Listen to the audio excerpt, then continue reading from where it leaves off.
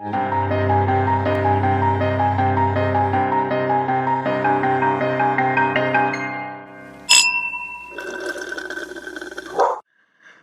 everybody. Hi.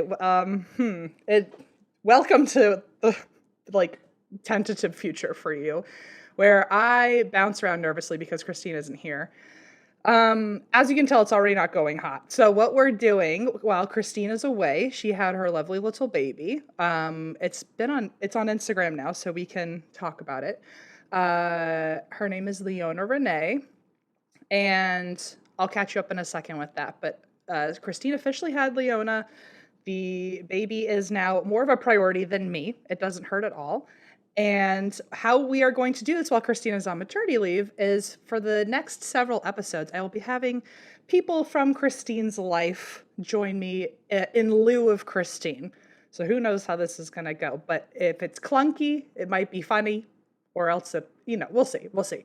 Starting off hot, because this is the person I trust the most with this show, because she is basically in charge of the show all the way through behind the scenes.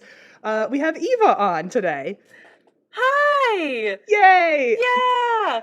Oh my gosh. Thank you for coming on and keeping things from being so awkward for the rest of the time. Oh, listen, I can't promise not awkward, but I can promise that I'm here. So, Eva is going to be here for the first month of episodes while Christine's gone. Yes? Yeah, okay. I have four topics I'm already researching. Got one today. And yeah. Oh my gosh, I'm excited to be here. But yeah, definitely I have all of my Christine accoutrement. I have my headband, I lit a candle. Also, in very Christine form, it's like you have been welcomed into this. Today, this is going to be old news by the time this comes out, but yes. As we're recording right now, Eva just said, oh, do you realize that I think they found out who the Zodiac killer is? So wild. And of course, Christina's not here to catch us up on to help us. We were trying to piece it together, but our in-house expert on this is not here to tell us what we should and shouldn't remember from the last time we talked about this. Mm-hmm. So our guess is as good as yours, folks. Yeah, it was so wild. It was as I was hitting join the Zoom, I was just telling my friends, to throw it back to all the way back to when we first met. I think one of the first things I said in my interview was, please hire me, I'm already part of a trial crew. And you guys were like, what the fuck is a trial crew? And I was like, it's my friends. Now tell everyone else what a trial crew is. Yes, so trial crew is a few of my friends who they together for a long time had been watching, listening, talking to each other about true crime. And then I joined them when I moved back to LA. And as I was clicking into the Zoom, I saw my trial crew group chat just blowing up and was like, Zodiac, Zodiac, Zodiac. And I was like, oh, we gotta look at this before we were literally moments of as it was happening. It was a wake up call of oh, Christine's not here, so the best people are going to get in terms of true crime recollection is going to be me and whatever you can provide, which it sounds like you are already more up there than me with being part of a crew. So I'm glad that you're here. But when other people start coming on, let's say because we have some family members coming on to the show in lieu of Christine. Mm-hmm. If on that day the Zodiac killer is here, there's news about that, we're in trouble. Is one of the guest hosts. Actually, that would be pretty groundbreaking. So, no offense, Eva, but if the Zodiac killer were to rise from the dead and be a host, I would consider having to, let you go for the day. So. Listen, I would happily defer. Happily? That's not the right word, but I would defer to hesitantly because of the murder. I would have you have your finger on the 911 button the whole time. Correct. So, okay. So let's talk about Christine because she's not here. Yes. That's all I've ever wanted, a podcast where I can just say whatever I want and she's not here to stop me. This is the baby news. You're already aware of some of it, yes? Yes. So I'm not going to go into detail on the actual birth experience because all I'll say is it was rough and she's good now. We're all happy, but it was not the baby fell out. It was an experience. So I will let Christine tell that story if she chooses to. but the baby is Leona Renee. Leona is named after her father-in-law, Blaze's dad, and Renee is a combo of her best friend Renee and Renata. So, So um, cute. Geo for the big update that including me, I thought Geo was going to try to eat this baby. Um, do you remember when she brought home the cats for the first time, Eva? Oh yeah, because when I first started working for you both, and I think it was like one of the first times that I went to Christine's house to record with you. Mm-hmm. Um, it was right when she had gotten Junie, right? Yeah. And Junie was just like the tiniest little nugget, and he was in a specific room because Geo was like, well, and he was also like, I mean, he loved you, Junie. He was like on your Very sweet. back, super He sweet. this cat like I feel like we don't talk about it enough. But this cat almost was not here because Gio was so prepared to, like, not in a cute way, like wanted to violently kill this cat. Yeah. And so I was nervous seeing like her bring home a human baby. I was like, Mhm. what is he gonna do this time? But apparently the second that Gio's eyes met this little baby, he has been so obsessed. Christine thinks that Gio thinks Oh. they brought him a baby.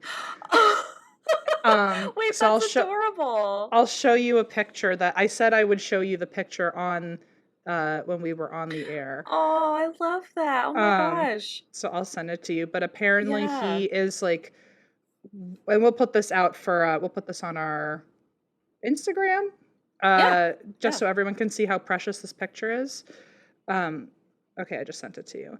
He apparently sleeps under her bassinet.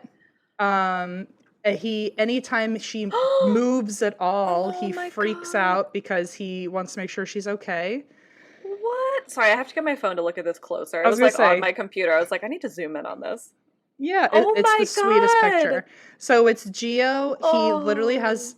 It's like right at a Lady and the Tramp or something. There's like these little paws sticking over a bassinet and Geo looking in and just staring her down. He's obsessed with her. When I FaceTimed Christine with the baby, Geo kept licking her little feet. It was very sweet. Oh my gosh. And I don't think this dog has ever been as in love with anything than with this baby. So Oh my God, I'm like gonna cry a little bit. It's like it so adorable. it was very unexpected for everybody. I think even Christine was like, "We don't know how this is going to go." But he's also part pit bull, and so aren't they known as like the nanny dogs? They're supposed to be super protective of kids. That's what I So thought too. Yeah, that they can be very protective.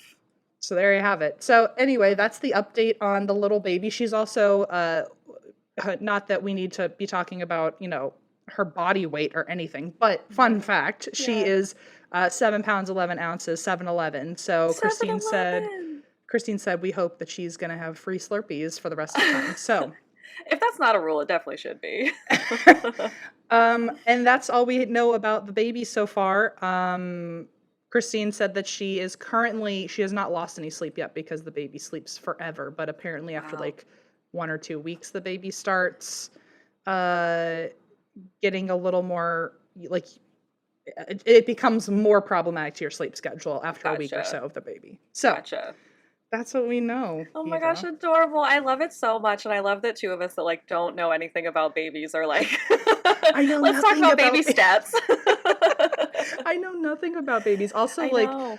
that baby looks so much like Christina, blows my mind. I That's like know. a I little carbon know. copy of her. Oh, Um, okay, so so there's sweet. there's the baby update for everybody, and Yeah.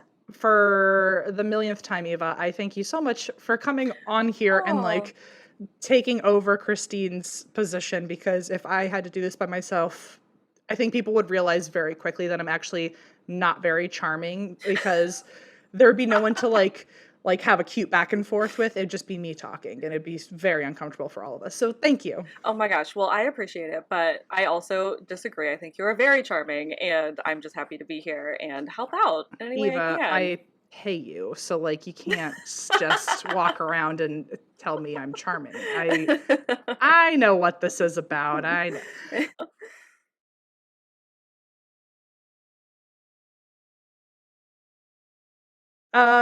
Eva, would you like to hear a spooky story? I would. I would love nothing more.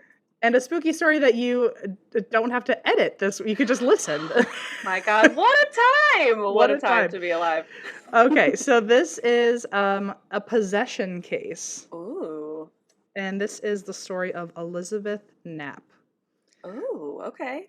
Knapp with a K, not nap like what I do all the time. So Yes, yes, yes.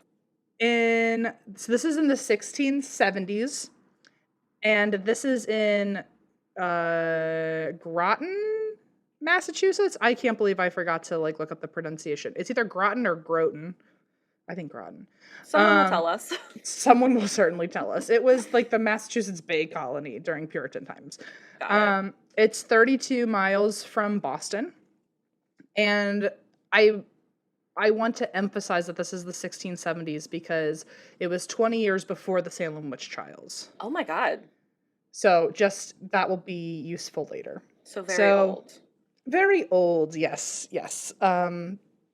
So the story, the reason we know about it today is because it was very well documented for its time by one of the Puritan preachers in the area named Reverend Samuel Willard. Got it. I'm picturing him as Fred Willard and nothing else now. It would be wrong if you didn't. The story that he wrote, so his account of it, I think I talked about this a couple episodes ago, but it's so weird to me how like any account from the 1600s or any like story or headline, they're not trying to be flowery with a short headline. They just pretty much give you a log line. That's the headline. And so basically a log line for this account that he wrote was called "A Brief Account of a Strange and Unusual Providence of God Befallen to Elizabeth Knapp of Groton, Massachusetts in the 1670s. They were like, TLDR up front, we gotta get it out there. That's exactly what it was. It was like, are you interested or are you not? They were like, life expectancy is shorter, we gotta get this out. But if life expectancy is shorter, then that should have literally been one fucking word, and you just... That's true. You could see it from there's different perspectives on that. That's a good point. So he went on, he ended up, after this account with the longest headline ever, he ended up sending it to his friend, another Puritan minister, Cotton Mather. Oh, I know that name, but I forget why. Same here. You'd think I would have looked that up. Isn't he was involved in the witch trials? I think so, right? Maybe that's why. I think that's why too. I think that feels correct to me. What was he famous for? Pamphlets? One of the most... we are on the same Google document because it says he's known for pamphlets. Oh, really? Yes. I just guessed. I didn't look it up. Oh, you're a psychic. Hang on a second. It literally is like, he is a Puritan minister and an author of pamphlets. Okay. Just knew. Whatever. I mean, you apparently... Your heart knows more than I do with my own amount of knowledge. So he sent the notes over to Cotton Mather, who then later published the account a separate time, which I think is when it got really popular and people have really heard about the story. Okay. So the reason that Reverend Samuel / Fred Willard was able to document this case is because the person that was possessed is one of his own servants.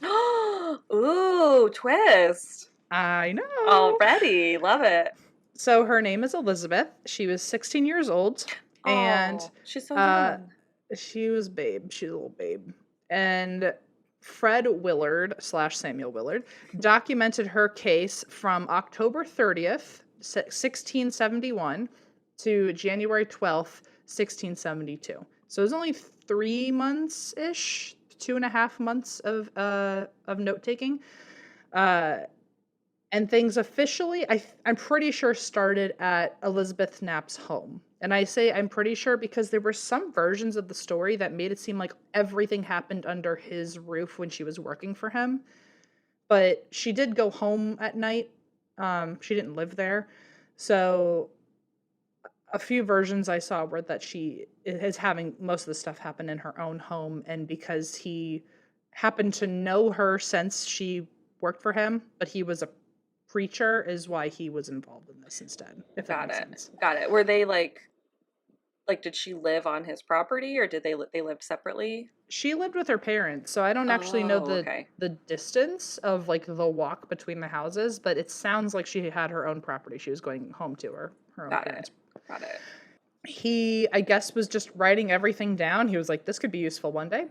And For a podcast. for a podcast, he was a sharp one back in the 1670s.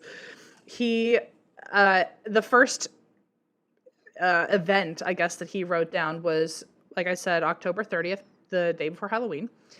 And she was sitting by the fire, and out of nowhere, she has a, quote, violent fit. Ooh. Get ready to hear that phrase a lot, because that's just all over the place. So she has this violent fit. She's screaming that her leg hurts and then her chest hurts. And as these body parts are hurting, she's grabbing them and like kind of thrashing around. And then she grabs her own throat and she says that she's being strangled. Oh, geez. So 0 to 60. Yeah, I don't love that it feels like it's moving throughout her body too, like spreading. I hadn't even thought about that. Yeah. Feels scary. It feels like the opposite of like, those like headspace, like go to sleep type things where they're like, imagine your body slowly falling asleep from your toes to your ankles to your find me on ASMR.com. Instead of the gravity blanket starting at your toes and working up to your shoulders, imagine it's a demonic hand strangling you from beyond. That's the spooky headspace of going to sleep. It's like, can you imagine a ghost clawing your body all the way up?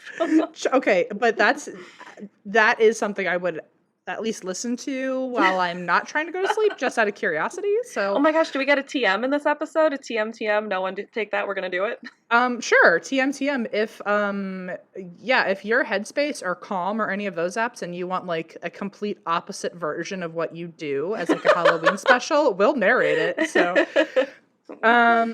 So her eyes apparently also roll back into her head, and she, I think, passes out. I think she like collapses. Oh no.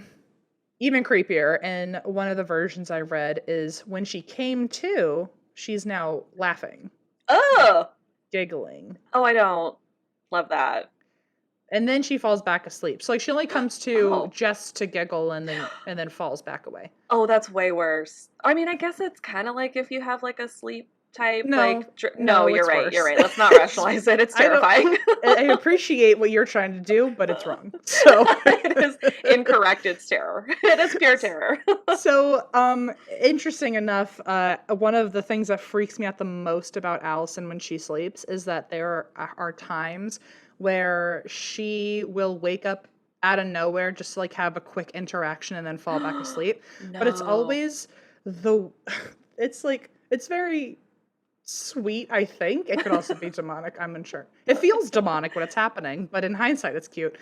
That I think she thinks it's not the middle of the night and like she like fell asleep watching a TV show or something. Because she clearly wakes up to like try to prove to me that she's still awake. Like no one's asking for her to be awake. But she, with not opening her eyes and checking the environment first, that it's pitch black, we're in the clear, you can be asleep. She'll all of a sudden try to sound like she is not sleeping. Oh. It's very jarring because out of nowhere, I'll be like lying next to her in bed and I'm just like on my phone, minding my own business. And all of a sudden I'll just hear, hello. Oh, that's no. At first I was like, oh, that's cute because she clearly like wants to be with you and present with you so much that she's trying to be like, hi, I'm still here. But also to hear that in the pitch black dead of night. No, thank you. It's the worst. It's the worst. She really is like, it's clear that she's trying to like prove like, I'm awake. And it's like, you just outed yourself about not being awake because no one was talking to you. And there are also times where like you could continually catch her in this because she'll just go, hi. And I'll look at her and go, hi, are you having a good dream right now? And she goes, yes, I am. And it's like, She's okay. like, goodbye. It's like you painted yourself into a corner here. Everyone knows you're actually asleep. Go back to bed. Does she ever remember that in the morning? No, she does not believe me. But it happens so rarely that it's not like I can film it and guarantee every night it's going to happen. Right. But it's like almost like a sleepwalking, but with only her mouth, like just sleep talking. But only her mouth sleepwalking. You know what I mean? Like it's not actually sleep talking where I get a full conversation out of her, but it's just like bursts of a conversation, and I'm just like, whoa, we were not doing that. Yeah, the energy of it is very like, blah. It's very jarring when it's pitch black and you just hear, hello. It's Don't. very awful. No, I would pee the bed. Yeah, the So end. 1,000%. So anyway, so this girl, much like Allison, is just kind of like waking up to like laugh in your face and then go back to sleep. Also, if you are dating anyone that does that, my condolences. She might also be possessed, so get ready. Just go through your options. There are a couple different things that might be happening. The next day, after she like has this like convulsion and says that she's like being grabbed and stuff, the next day she is apparently acting super weird, and her family's like trying to read her behavior, but they're not totally sure what's going on. She goes down to the cellar, and for some reason they hear her scream. She sprints upstairs, and she says that she saw two men down there. Ew, no. I like that less, I think, than the laughing. Two men in a dark basement. I don't know how to compare them in my head, but I hate both. Correct, yes. They're both correctly terrible. They neither are what I want to watch. No, certainly not. Well, so apparently the family goes down to the basement and they try to see what it was, and they see nobody there. So this is like apparently the first version of her hallucinating, or the first account of her hallucinating. I saw from only one source that there was another time she hallucinated that one of these men was floating over her bed while she was sleeping. Ew, while she was laughing? I don't know. Actually, I feel like that's not a laughing matter, but that's how you know there's a real problem if she was enjoying what was happening. Yeah, yeah. If she was giggling to it. Soon, eventually, these, quote, violent fits are, like, happening all the fizzucking time. She's thrashing around, and she's screaming, which, what Reverend Willard says, her screams represented, quote, a dark semblance of hellish torture. Ooh. So I guess she's screaming pretty awfully. And they were... Some of the things that she was screaming allegedly like were like made no sense. Apparently she would scream out like money, or she would scream out sin, and like it was like weird words, which we'll talk about more in a little bit. But as she's like screaming about her legs, she's just like shouting out words like that. Question. Yeah. Do you think at the time she was just trying to prove that she was awake, because those were words like sin? Like, I feel like sin was thrown around a lot back there. She's just like, hi, I'm here, sin. Yeah, you talking about that? You know what? Actually, that's a very like Allison thing of like, I'm trying to prove I am here. So, Puritan culture, what were we talking about? Sin, you know? I'm here. I'm here. It's like, I have not left the conversation. I'm still here. During some of these fits, apparently, here's where this differs. She was so unnaturally strong that apparently 3 to 4 people couldn't hold her down. Oh, okay. Yeah, no. Now she's more than a part of the conversation. She is the conversation. But don't you say that. She is part of you nailed it. She is the log line now. They're like, oh no, we were talking about general sin, but now we're talking about your sin. LOL. We were talking about like our groceries, but like, yeah, we can talk about you. So one of the times selfish of her. Honestly, that's the sin, you know. So one of the times that she was convulsing like this, she seemingly was like throwing herself closer and closer to the fireplace as she was like, her body was twisting. It seemed like it was an intentional moving closer and closer to the fire, and her parents had to like pull her away from hurting herself. Ooh, okay. That's, taking a turn. That's awful. And in either during her, like, whatever these violent fits are, or immediately after, she is more frequently starting to laugh. And sometimes the laugh turns into hysterics where she, like, can't even get off the floor. Oh, jeez. Super creepy. So, only 3 days later, by the way, it's really escalated very fast. Only 3 days later, Reverend Willard hears about this, and I guess, in one version, I saw that, like, the dad had gone to his house and said, like, oh, she's sick and she's not going to come in for a while, and so then he came to check on her. In a different version, I saw that, like, he knew earlier that it was, like, some sort of, like, I don't know if he thought it was a possession, or I don't know what the deal is, but he found out in a different location and came to check on her. I guess to see if he could like pray over her or something. Hmm. And this is where Elizabeth Knapp, she tells him, by the way, remember, this is her boss and also the town preacher, kind of like Yeah. a man of authority here. So, like, be careful Yeah. with your words. She says for the last 3 years, she has been having run ins with the devil.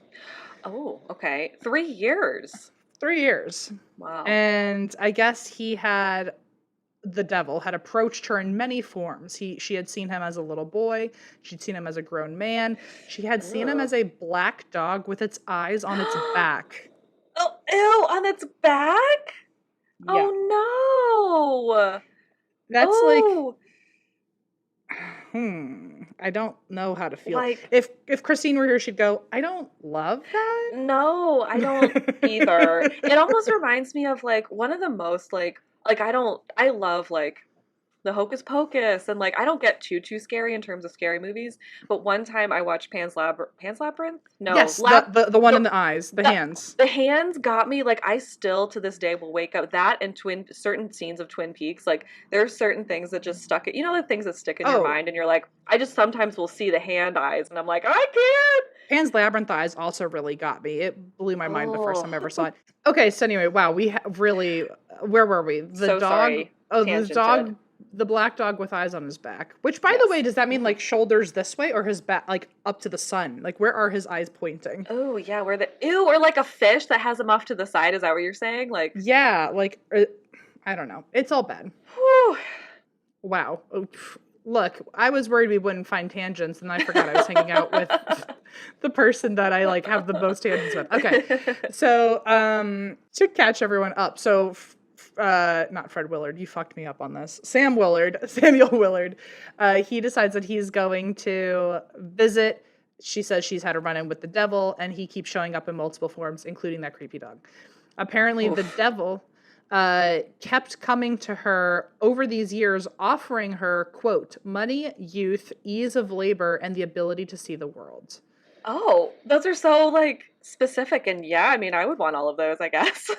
It feels like someone offering me a timeshare, like try to sell me like a slot, you Yes. know, in the Bahamas. The devil's timeshare is just The like, the devil's timeshare. There it is. So, in return, if he were to give her all these things, what is expected of her for the ooh, devil? okay.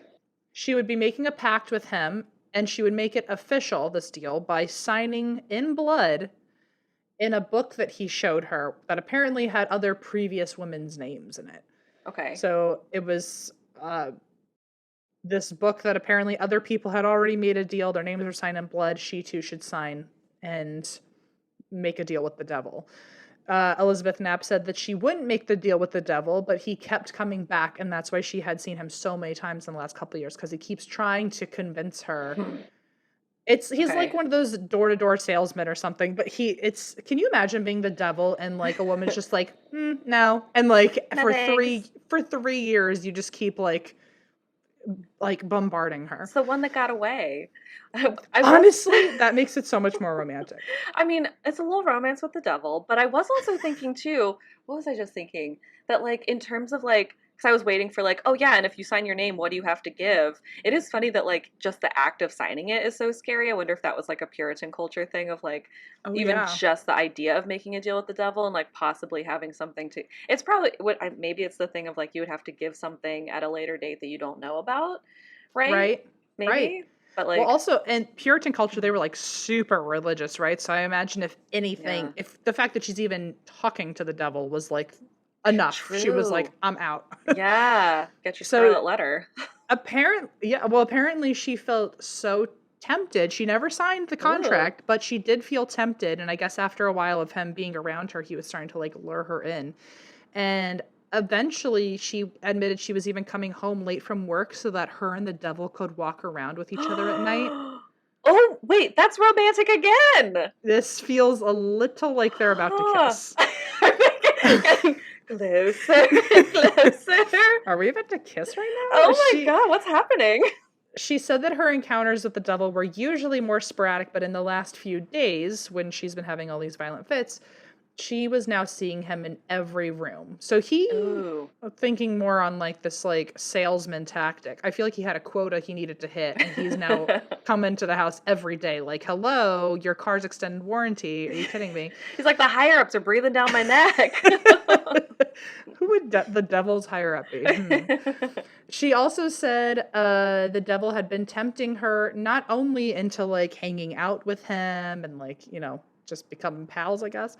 The devil had also tempted her to kill her parents and her neighbors Oh, God. Okay. and the Willards' children when she was working there, and drown herself in the well. Oh my God, so many things. That's not ease of labor, devil. That, he is tricky. He's tricky. Going back on his word, I guess. Sneaky, sneaky devil. So one time he even, sorry, Christine earmuffs, I don't know if you're ready for this. Oh, God.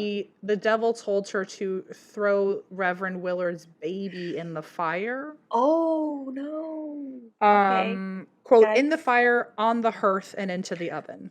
Oh, levels of fire. I guess that All makes sense, the sorts. devil and how He's all the like, fire. As long as there's flames, I'm happy, I guess, is the devil. Yikes. And then he even tried to convince her to kill the Reverend in his sleep while she was there. Which, Okay. like, at what point I guess she was a servant, so maybe he'd, like, go to bed and she would still be working.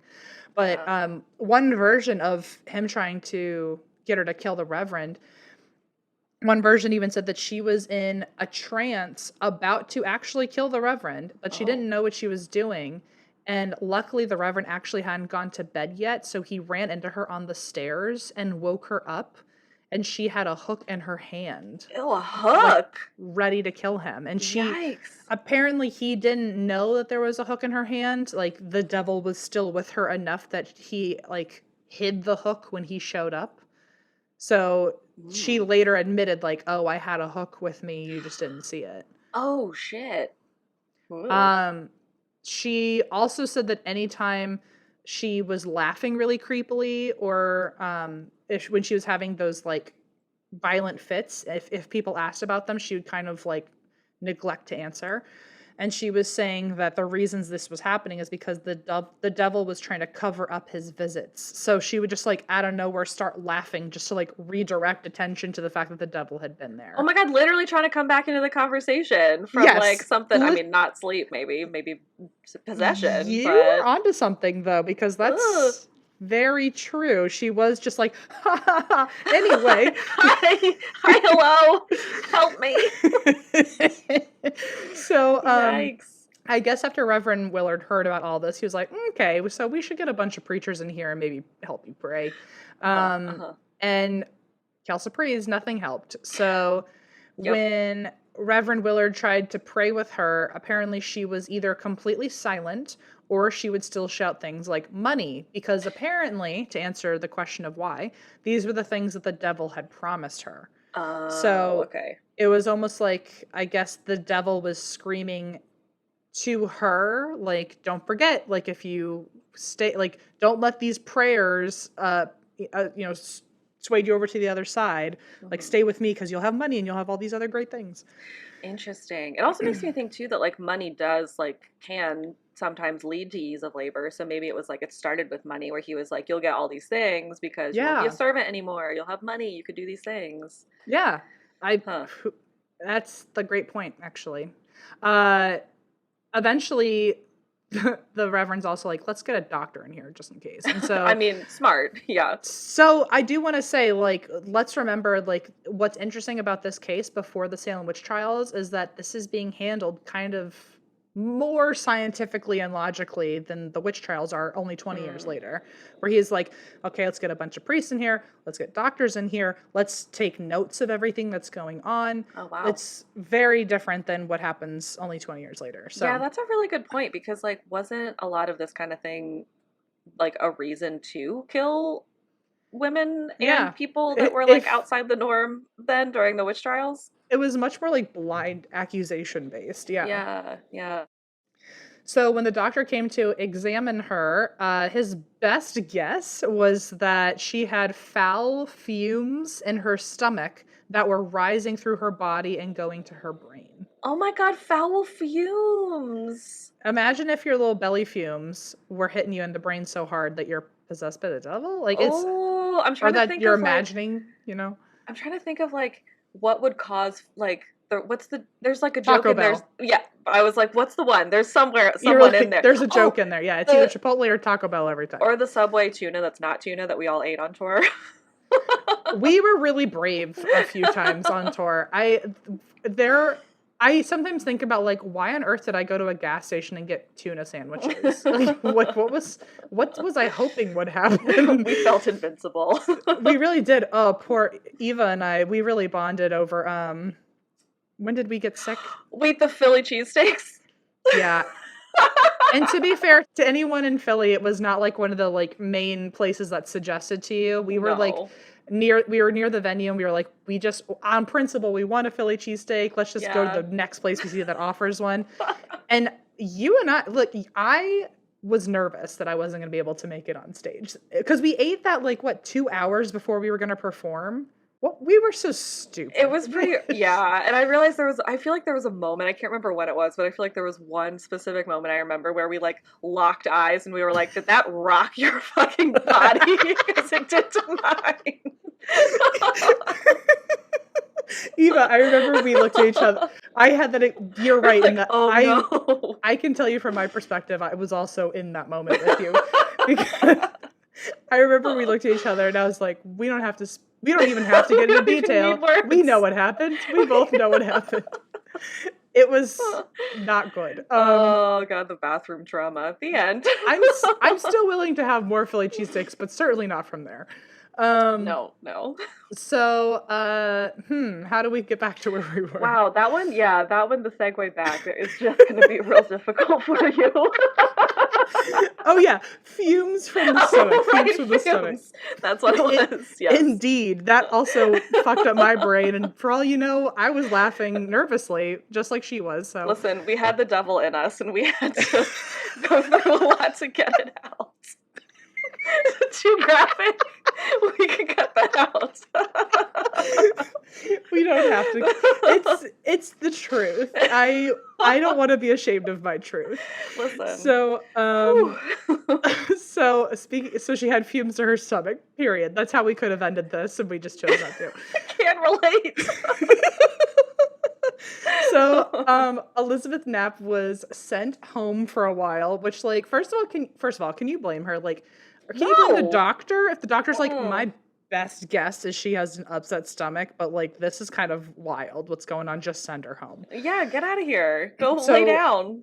Yeah, so she went back to her parents' house, got some nice PTO, I guess, and her symptoms continued. She kept getting into violent fits. I guess for a while there were less and less of them, but they were still pretty violent when they did show up. And with one of the fits, she was forced into silence. She started using this a lot in her storyline, that she was forced into silence, where like the devil, who was inside of her, it felt as if her tongue was like tied up and like couldn't actually move, so she couldn't speak. Oh gosh, that's so scary. During another violent fit, 6 people couldn't hold her down. Oh god.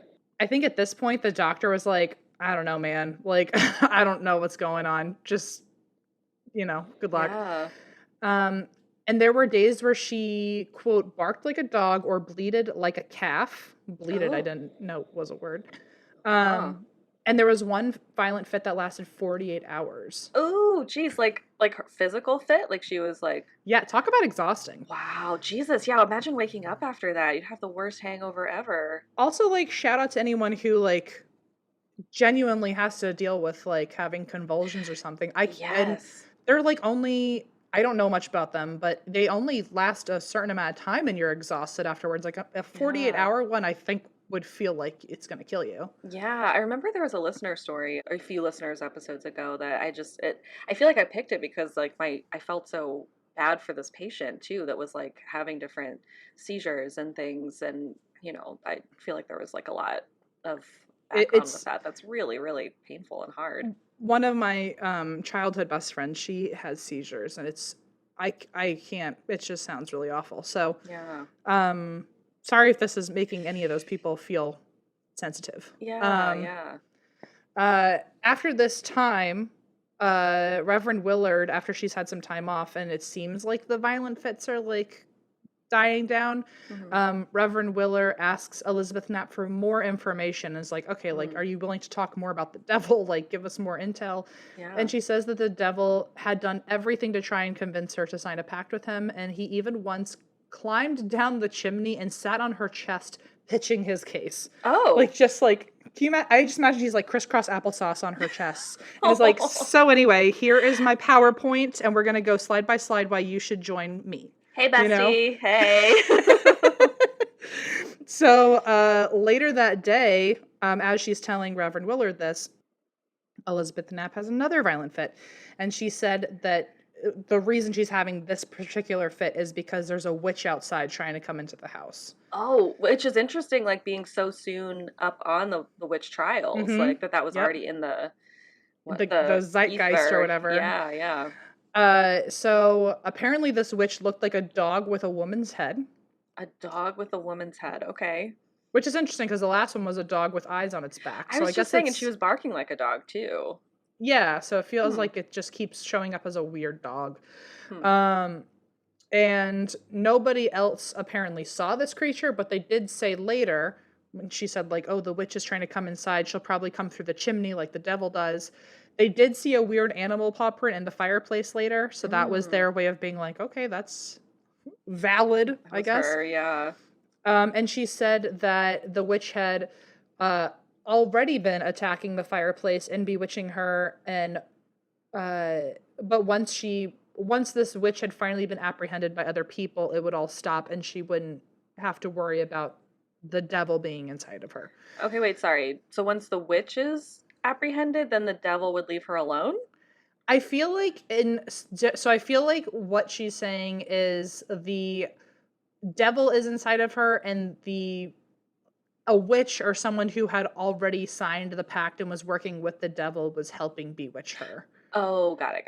I don't totally understand. I don't totally understand. The witch was a Horcrux. She had to get rid of the witch. Then she'd be fine. It sounds like once you make a deal with the devil, then you can practice witchcraft yourself. And maybe the devil who was inside of her was having other minions of his, like, help him go into these violent fits or something. I could see that, yeah. Unsure. Gotcha. But she said because of this witch, and you're going to understand why this is kind of confusing in a second. So she said, like, oh, once you find this witch, she's trying to climb down, she's trying to get into the house. Once you stop her, then I will not have as many violent fits anymore. Got it. So Reverend Willard says, okay, who's the witch? Let's go get her. And Elizabeth Knapp tells him that it's a woman in town. We don't know her name to this day because Reverend Willard knew the woman she was talking about and said, I don't believe it. She's not a witch. And then went so far in defending her as to, like, keep her name out of any of his notes so that God. So that she would never get, like, accused of witchcraft again. Wow, that's so interesting. Huh. It's the exact opposite of the Salem Witch Trials. Right. And it's only 20 years before that, like, all you have to do is say she's a witch and people who are getting executed. But in this story, she was like, she's a witch. She's part of the reason I'm like this. And the Reverend was like, no, next. Thanks. Oh my God. Thank you. Next. Yeah. So that's kind of one of the reasons why it's so confusing, because all of a sudden she's talking about a witch, and it just kind of feels like she, like, just came up with this story out of nowhere. Huh. So what's interesting, it's like almost instead of, like, attacking this random woman who's been accused as a witch and, like, sending her to jail or executing her or whatever, he finds this woman and then brings her into the house with Elizabeth Knapp. Oh. And then makes them, like, have a heart-to-heart. Oh my God, hey, bestie again. It's, like, a little too Full Housey for me. Wow. That's so interesting. And apparently, so there's some versions of the story where this happened twice, where there were two different women she accused, and the Reverend had to, like, bring them in to, like, help Elizabeth Knapp recant her accusation. Wow. But so they end up having a one-on-one, and eventually Elizabeth Knapp is like, no, never mind, she's not a witch. Oh, she's like, I like her now, and hopefully she's okay. It's like, we cleared the air. The air. So a few days later, Elizabeth Knapp has a new confession. So that she actually did sign the devil's book and had been Oh, lying the whole time. oh no. Was it like that she was manipulated or she like wanted to do it or did she? So one day she saw a man in a meadow walking towards her, who I guess is the devil. Okay. He showed her the book, I guess for like the thousandth time, and finally convinced her to sign it. And she said she didn't know how to write, so she couldn't sign the book. But Oh. he said, "Oh, well, let me get your blood and dip the pen in that, and then I'll direct your hand for you." So he guided her Oh. signature. Jeez. Apparently, when she signed the pact, it was for 7 years, 1 year Hmm. of her being faithful for 6 years of him serving her with like money and Oh, okay. youth and all this. But for that 1 year to be faithful to him, she would have to be a witch. Okay. Okay. She did not want to be a witch, but he showed her hell during this conversation and said, "If you are not faithful to me, you will go here." Oh, yikes. Okay. Also, an interesting time to mention that Elizabeth Knapp then has sex with the devil. Okay. Also, her hesitancy to practice witchcraft is apparently why he keeps tormenting her.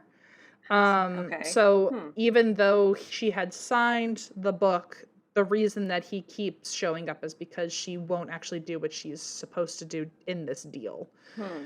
Um, she admitted that the devil would appear most often when she was unhappy with her life and when Oh. work got overwhelming, which, like, sure, I feel like we've all had a rough day and we're like, ugh, just take me now. Yeah. Um, so during these times, she would feel a very strong pull to practice witchcraft when she was Hmm. like overwhelmed at work, which like I feel like is a lot of people these days, but in a Yeah. more open, liberal setting of Right. Like like, I'm gonna go get some crystals and a yeah, candle and. yep, I'm gonna, do my little rituals, get all Hmm. the bad energy out of here. After she admits to all of this, that she's actually does have a pact with the devil, she then goes into more violent fits. She's forced into Mm. silence again, and this time she's now spitting and scratching and laughing if she successfully hurts anyone. Oh, Jesus. Okay. Also, during these violent fits, was now being silent again, and her head seemed to be forcibly shaken no when asked if she would repent for her sins. Oh, geez. Yeah, that's very, I feel like, yeah, Puritan-y, witch trial-y, like very Yeah, visual of that time.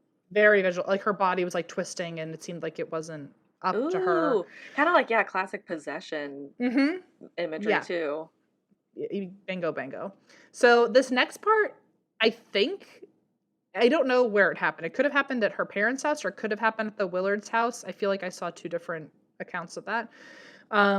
But although she couldn't speak, she's in a violent fit, and the devil, quote, began drawing her tongue out of her mouth, Ooh, most most frightfully to an extraordinary length, and ooh. then vocally in her, he railed, calling these people rogues and charging them for folly in going to hear a black rogue who told them nothing but a parcel of lies.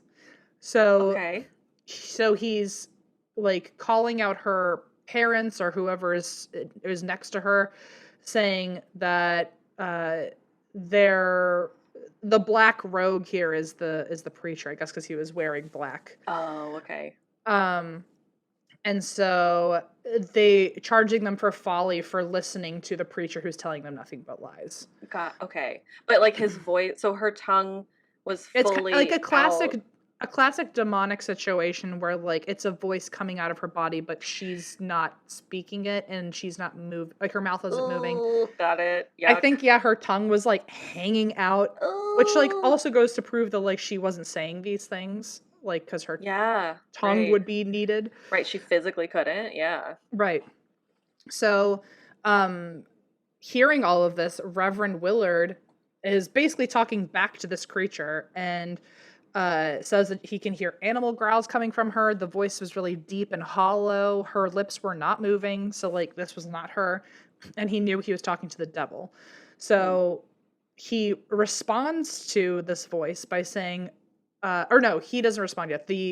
When he hears about this and rushes in to be like, who is talking in that voice? I guess Elizabeth Knapp / the devil looks at him and goes, "Oh, you are a great rogue." And I'm not Rogue. sure what rogue means. Rogue. I rogue with an A, which is weird too. Oh, with an A. Maybe that's like a British spelling. I only know from Rogue One, which was one of my favorite new Star Wars movies, but I feel like that one is like about like someone who goes Like against the gone norm. rogue. Yes, like right, yeah, like gone out of, yeah. Well, because I don't know what rogue means because I just looked it up. I just looked it up a second time too while I'm with you, and the definition hasn't changed in 24 hours, by the way. Got But it it. just means like a vagrant or a dishonest person. So maybe Hmm, that's what it means, like a liar. okay. But whatever. He keeps calling them rogues. Hmm. Um, so he sees Reverend Willard, goes, "Oh, you are a great rogue," and Mm. Willard, now talking to the devil, replies, "I observed not of her organs to move, the voice was hollow, as if it issued out of her mouth. And he then again called me a great black rogue, and I challenged him to make it appear. But all to Mm. to show himself. Oh, gotcha. But all that the devil replied with was, 'You tell the people a company of lies.'" And Oh. so Reverend Willard said, "Satan, thou art a liar and a deceiver, and God will vindicate his own truth one day." And the devil says, I don't know what this means, everybody. I don't know what this means. The Uh-oh. devil said, "I am not Satan. I am a pretty black boy, and Oh, this is my pretty no. girl, and I've been here a great while." Oh. That, I don't know what that means, and I yeah. hate it because I don't know what it means. Yeah, seems like problematic and maybe like really loaded in terms of, I mean, a lot Hmm. of different things. Yes. I Yikes. don't know what it Okay. means. I kept thinking, like, black was like, because he kept calling him a black rogue, and that it was like about his clothing. Oh, But I don't know why the devil would call himself a pretty black boy.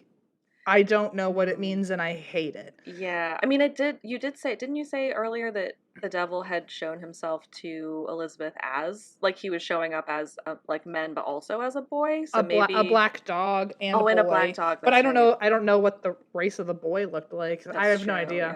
Yeah. Hmm. So he Okay. was just basically saying, "I'm not Satan, and this is my pretty little girl, and we've been here a great while." Yikes. Huh. Okay.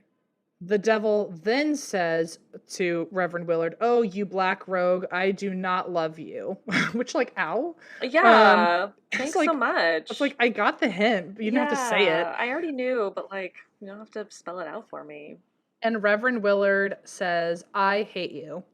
It's like, Oh my God. this feels like a sandbox conversation with someone who stole my toy. Yeah, we went from like a Um, sleepover earlier to now this is like a recess fight. yeah, and maybe there was racism in there. I'm Uh, unsure. sounds Um, like. and so he says, "Well, I hate you," and the devil says, "Well, you better love me." It's like this. I'm Oh reading the my room and it feels God. toxic. Yeah, this is not great. Willard asks everyone in the house to pray over Elizabeth during this, and the devil says, "Hold your tongue, hold your tongue. Get you gone, you black rogue. What are you going to do?" Oh my God, this So sounds like a play. Do you want to reenact it? No, I'm kidding. I no, no. Um, after they prayed, other people started like talking with the reverend. Like other people started talking at Elizabeth Knapp slash the devil. As they prayed, they would say like, "God has you in chains," and then the devil said, "For all my chain, I can knock thee on the head when I please." As in like, Oh, it's like, okay, maybe I'm in chains, but I'll still like beat you up. It felt really yeah. cheap shot. Yeah. Um, and then they kept saying, "God's stronger than you." He would say, "I'm stronger than God." And eventually, Elizabeth Knapp, she, after this whole experience, we just don't really hear how it ended. I'm assuming she just kind of collapsed and they prayed over her.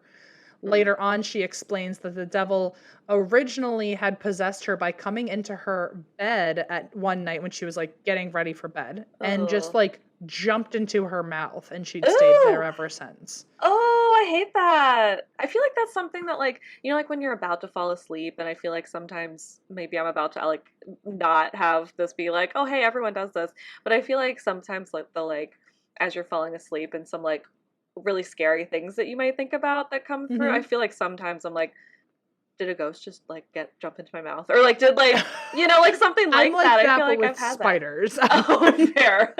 Like, also, you have cats. I would always be scared if my mouth was open that all of a sudden I just wake up with like a cat face in my mouth, you know? Oh, listen, Shadow does like to curl up like right here, and I'll wake up sometimes and he'll just like paw my little face. Okay, But he's got that's claws. precious that he's petting you versus like I It's imagine true. my mouth would be the opening of like a glass of water, and you know how cats just kind of like completely face dive into that? I'm Hmm. afraid that my mouth would have that experience with a cat, and I would just feel whiskers hitting my lips. So apparently, so she tells after this whole experience, she's like, yeah, so that's how he got into my mouth, just stayed in my body. Oh God. And several more ministers try to pray over her, but it doesn't work. At the same time, there's more violent fits and the devil's voice is being heard and like silencing her again. But these fade in severity and frequency. And so we're starting to think it might be because she was being prayed over during that one really wild fit where the devil was speaking through her. Yeah. And Knapp does seem to go back into a fit with strangers whenever they visit or if people try to come and pray over her. But other than that, the experiences kind of just fade off. They only stick Huh. around when someone new is in town, which, like, okay, I get it, social anxiety. Yeah. Um, Yeah. and after this, she has like a bout of like not talking to anyone for a while, probably because she's processing. Yeah, sure. And she later has one final confession Oh. that she lied again and she never signed a pact with the devil. Oh. Wait, so So she never did. so she's throwing us all around. She's Got like, it. originally she said she didn't, then she said she did, then now Huh. she's saying she didn't. It's very confusing, but her story just keeps changing. And Huh. uh, she did claim that the devil was possessing her, Okay. but she never signed a pact with him. So Do the you, whole guiding the hand with blood never happened. question, do you think maybe at the end they were like, oh shit, this was ink, not blood? Right. Right. They should have just, if only they had DNA forensics at the Yeah. time. Yep. It's like, Yep. no, your blood is made of ink. So not Um, legally binding. right.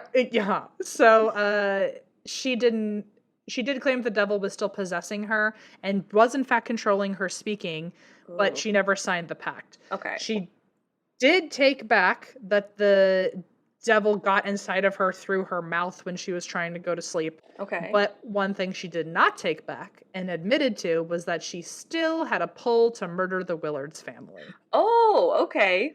Plot Yikes. twist. Pew, pew, pew, Yikes. pew. Pew, pew, pew, Yikes. pew, Hey, pew. still hate you. Can you imagine if you're the Willards and you're like, what the fuck? You're Like, I have done so much lately for you.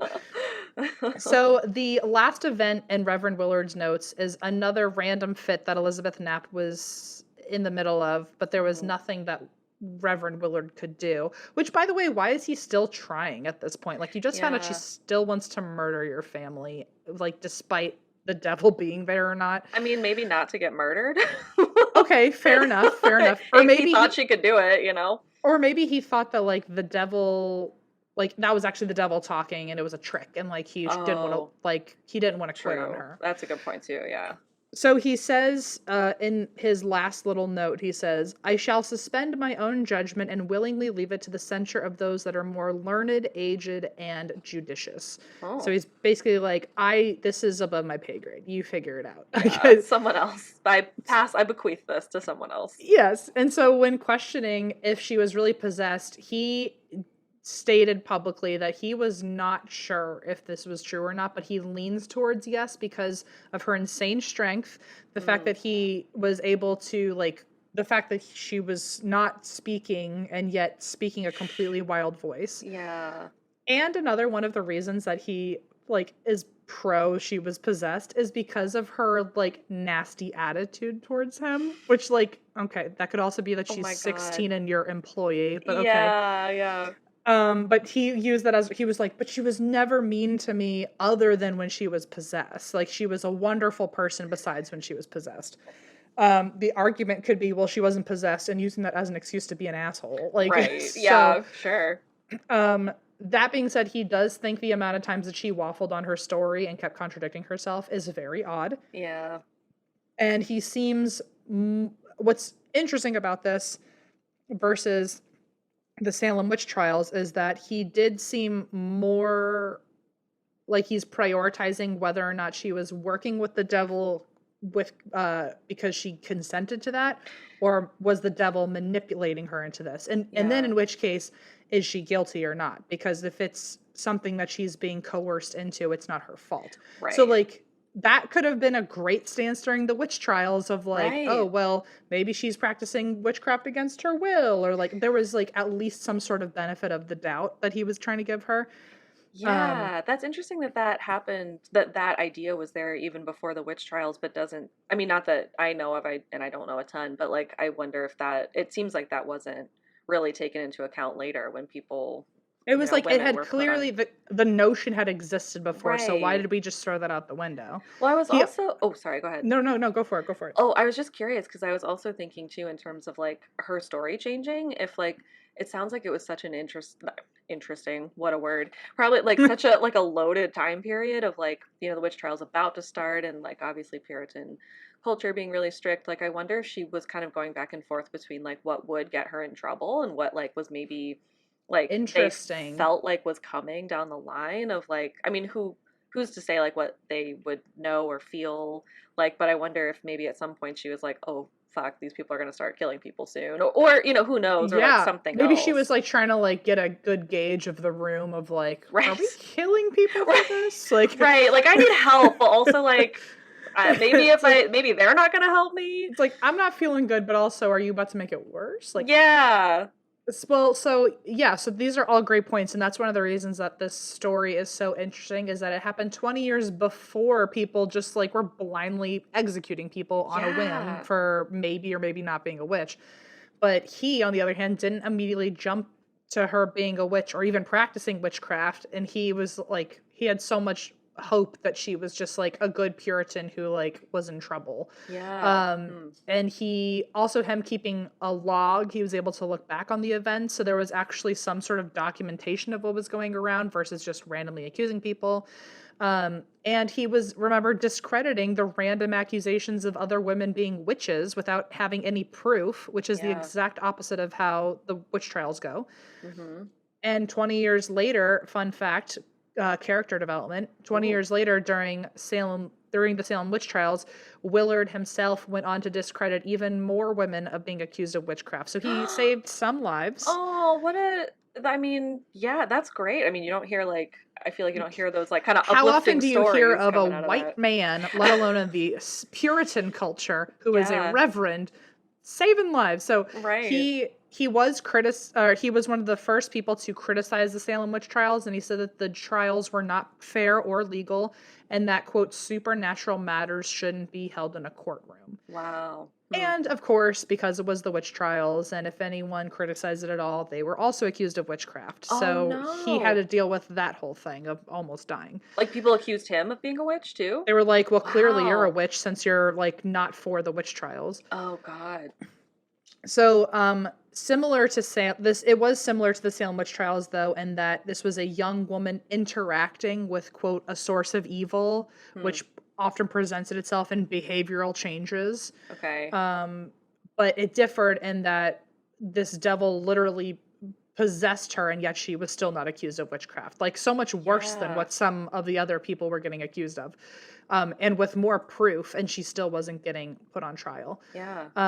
So here are the reasons why we think this is happening. So Hmm. for Puritans at the time, possession actually, this is only 20 years earlier, but for Puritans at the time, possession was not seen as being guilty of witchcraft. It was just, you're afflicted, and this could lead to the potential of you being a witch. Do you know what else? I wonder too. That made me think too, because like, growing up super Christian, I feel like I was always told kind of like, weird things here and there of like, oh, the devil will attack you if you're like the best, not like the best, they wouldn't Yeah, put it like that, but like if you're so close with God, of course, like the devil's gonna attack you he's going to get specifically. his strongest warriors or Yes, something. right, exactly. So I wonder if it was like some almost like a weird badge of honor to be You like, know look, I'm what's so Christian, I got possessed.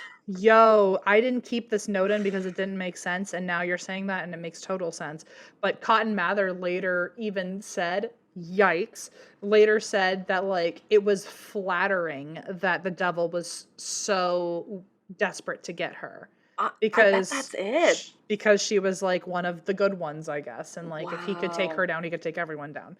I mean, So again, not to say that like the Christianity I grew up in is any, who knows how what survived from the different versions of Christianity throughout the times, but I just remember hmm, hearing that as a kid and like, it makes so much sense. That actually really makes a lot of sense with that quote now.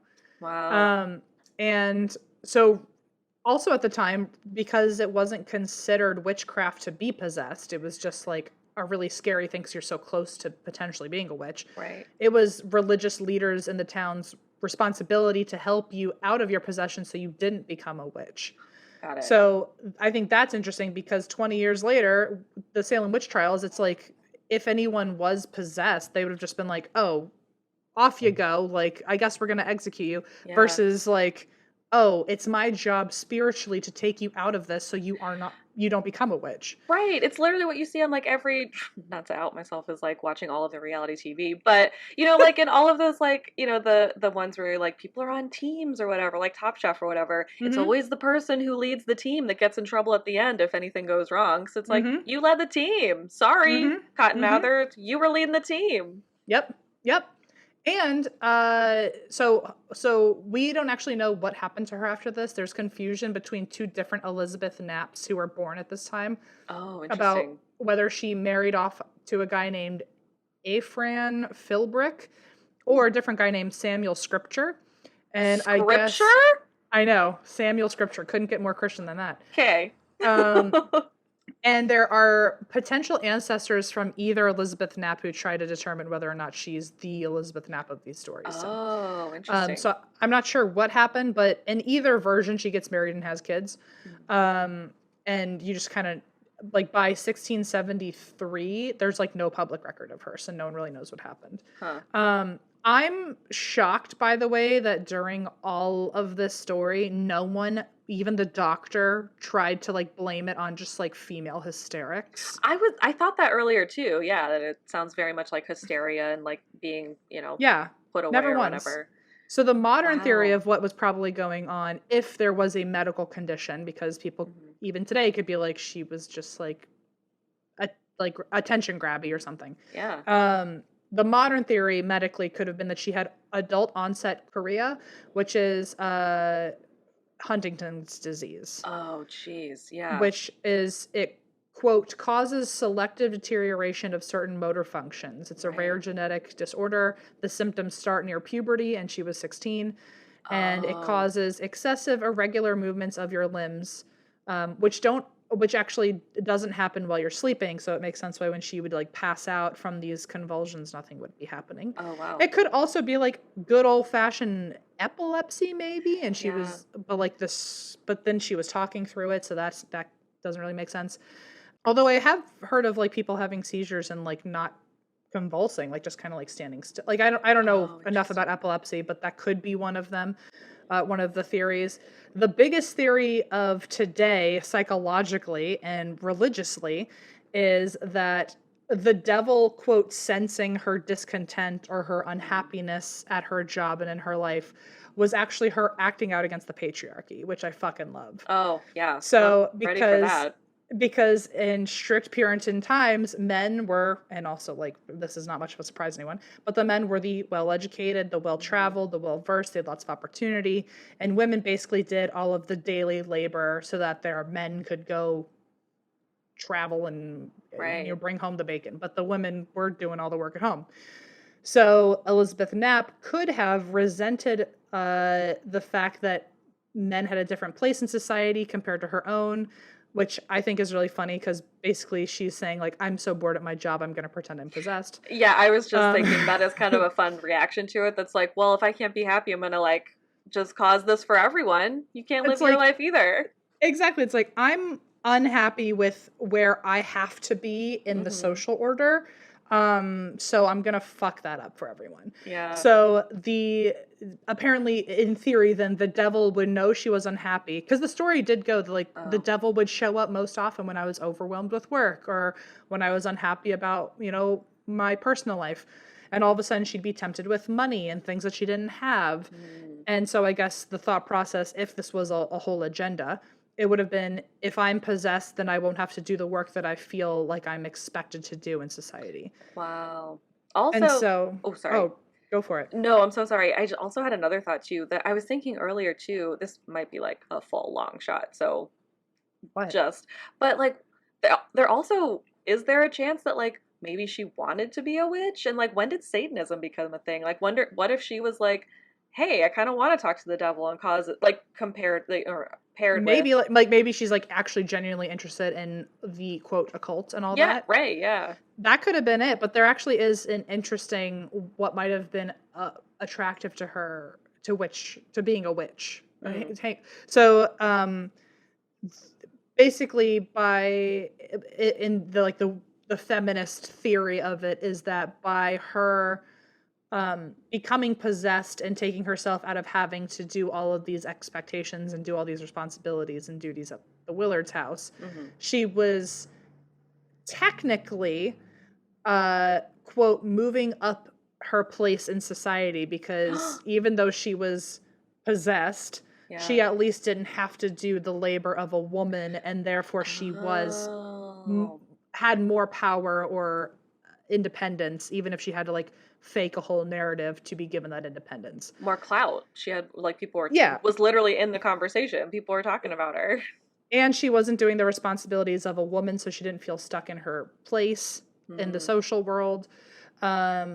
Plus, while she was possessed and it wasn't her voice, she could say how she really felt about authority, like Reverend Willard.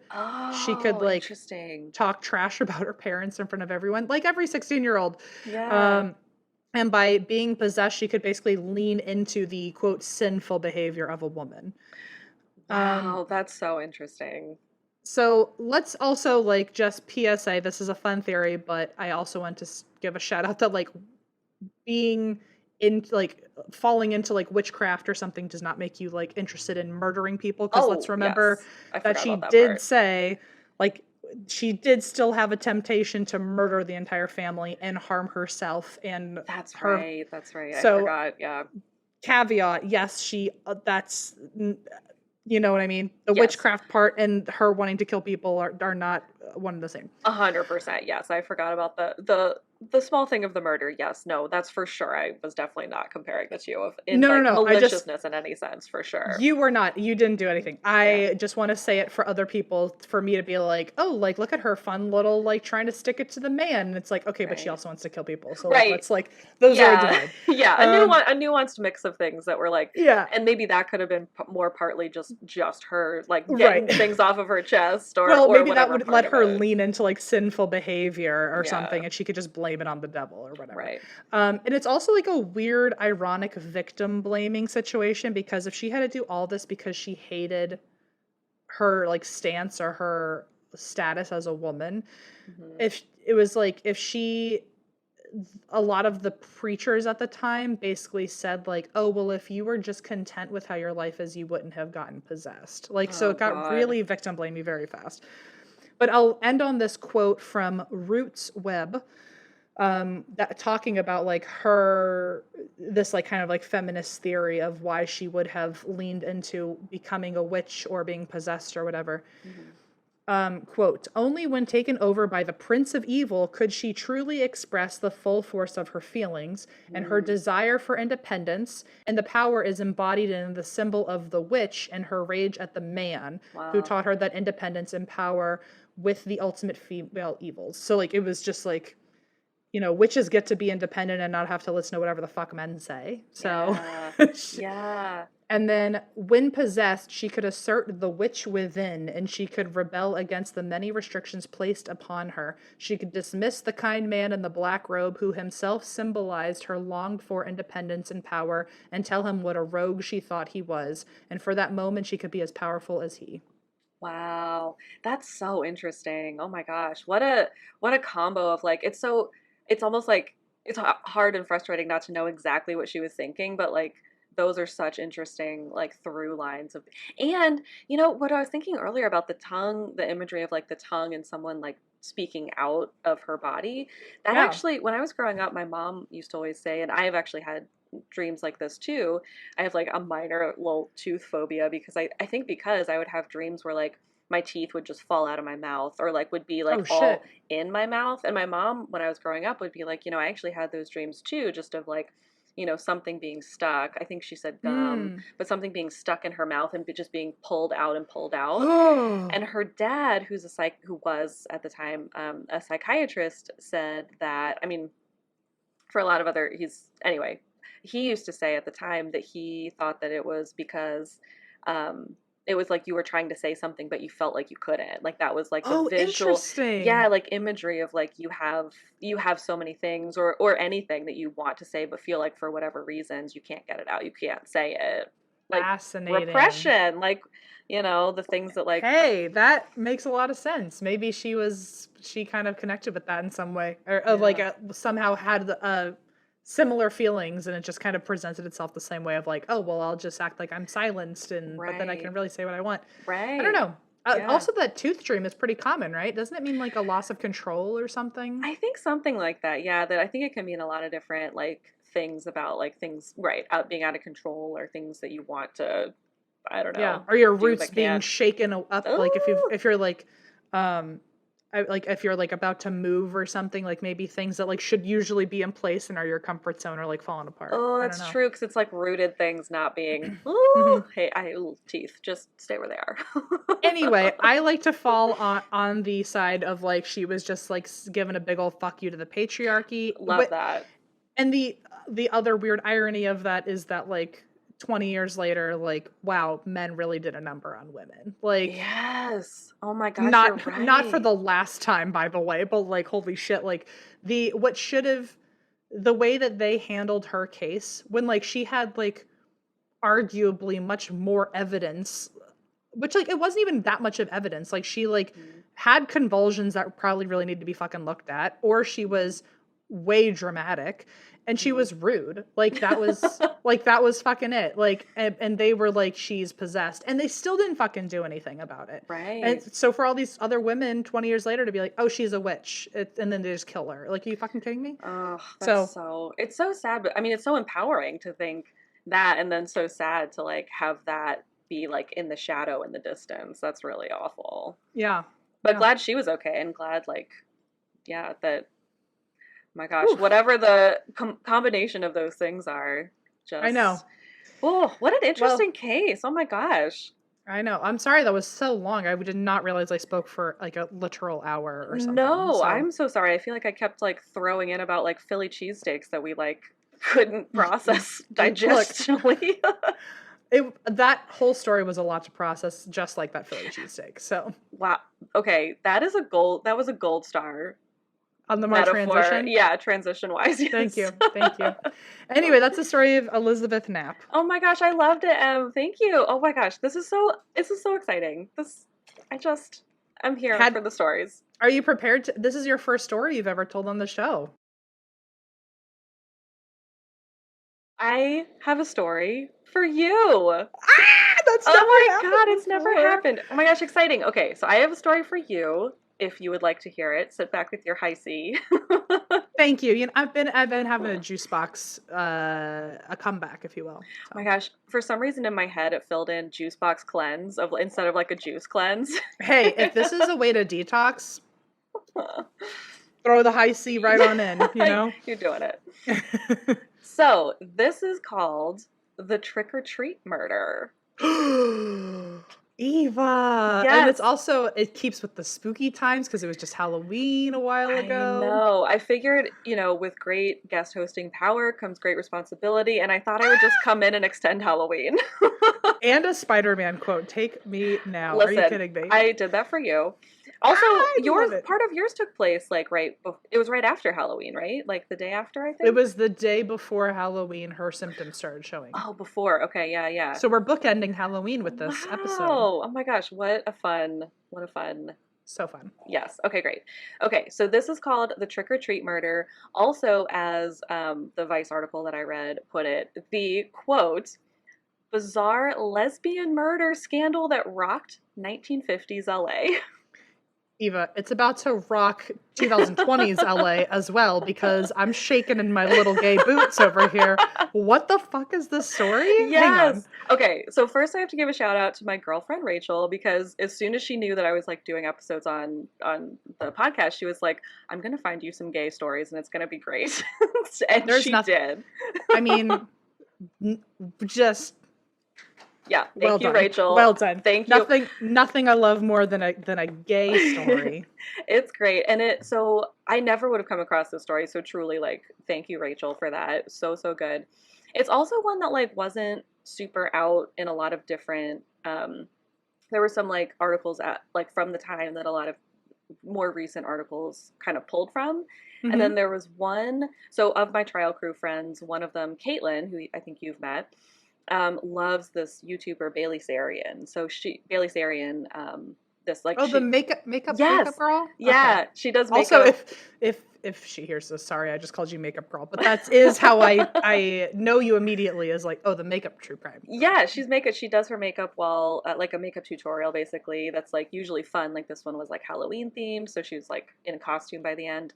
But Fun. she told this story, and I feel like she told it a little bit more, basically because it has queer through lines from like queer relationships. It's I'll get into it, but it definitely has some like vague points because at the time, obviously, it was like scandalous to like, even mention that in newspapers, and Sure, so like the story is about a lesbian. literally they wouldn't even print the word lesbian. Like that's not they They wouldn't just even they were roommates, they Eva. were abnormal, which is the term that they kept using, which is wildly problematic. Oh So no, Eva, we're both pretty abnormal then, if that's the we're case. so abnormal. Uh-oh. Uh-oh. So first let me shout out my sources real quick because there were a bunch of articles. I think it was the Daily News article that Rachel found initially. Then I read the LA Times blog. There was another blog called Deranged LA Crimes. Ooh, Vintage Woman magazine had an article on it, and then Vice had an article as well, as Bailey gotcha. Sarian that I just watched. So Gotcha. Cool. those are my sources. So other than a title that sounds like when I first heard it, I was like the Trick or Treat Murders, and I typed in the Trick or Treat Murders instead of the people's names, and immediately got a bunch of cozy mystery novels, which also Ah. feels very fitting. I was like, oh, okay, this is an actual murder. So Oh yeah, okay. We do yeah, let's dial it down. It is a yeah, murder. So yeah, yeah. okay. I know. I feel like I keep going. Like it keeps being like I literally have in my notes a couple places, but this is a murder. I forgot. Like let's. Yeah. It's like at first the title of like, oh, it involving trick or treat, and it's like, oh, could it get better? And then you said lesbian, and then I was like, oh my god, and I totally lost my place. Okay, this is a murder. This Yes, is a we're we're in the true crime back. segment. We're back here. Okay, so yes, to set the scene, it's 11 p.m. on Halloween night in 1957. Okay. In Sun Valley, California, which is very close to Heyo, us. Yeah. that's where ISS is. Oh my God, fun fact. Wow, I didn't Fun know fact. that. Yep.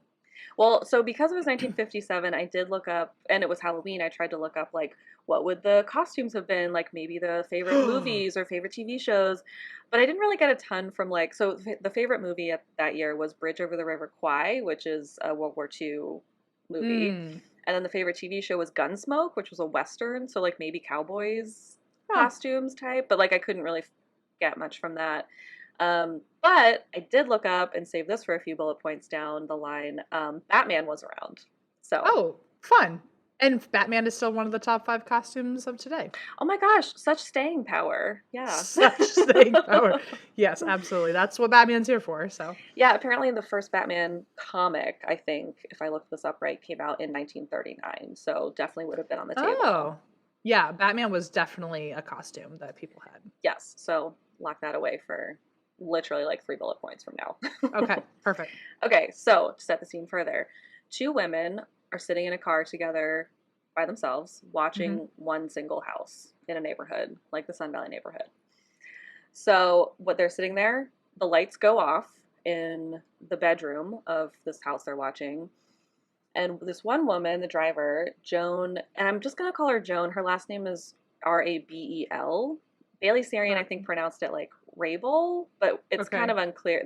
There's so little Sure. information. It's like we don't know how to pronounce it.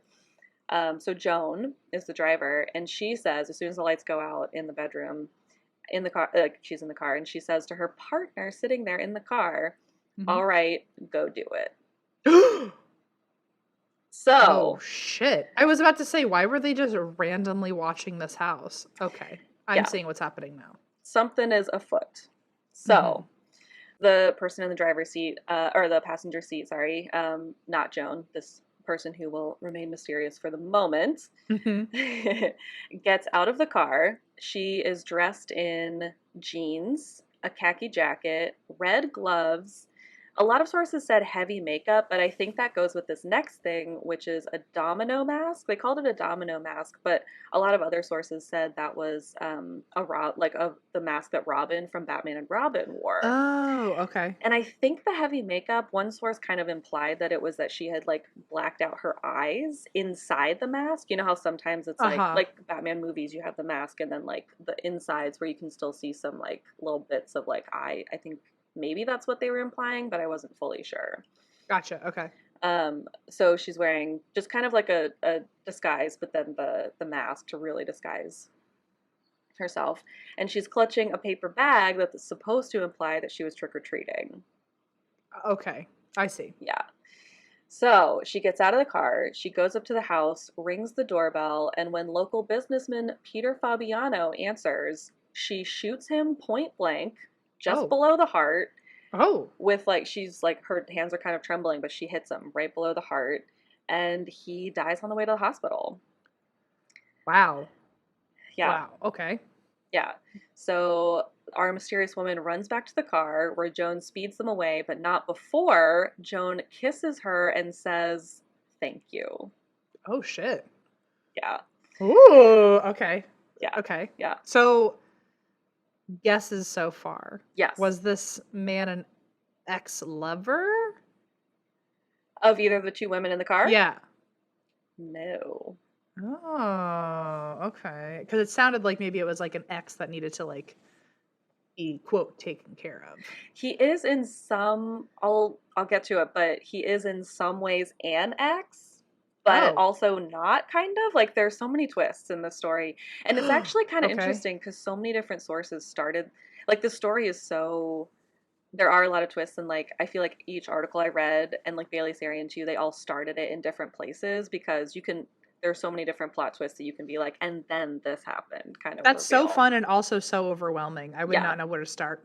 So, Yeah, no, I was like, Halloween costume? I think I'm gonna start on Halloween, so hopefully this pans out as fair like enough. twisty as it giving it the credit that it Yeah, yeah, yeah. is. Okay, so telling her thank you, they drive away.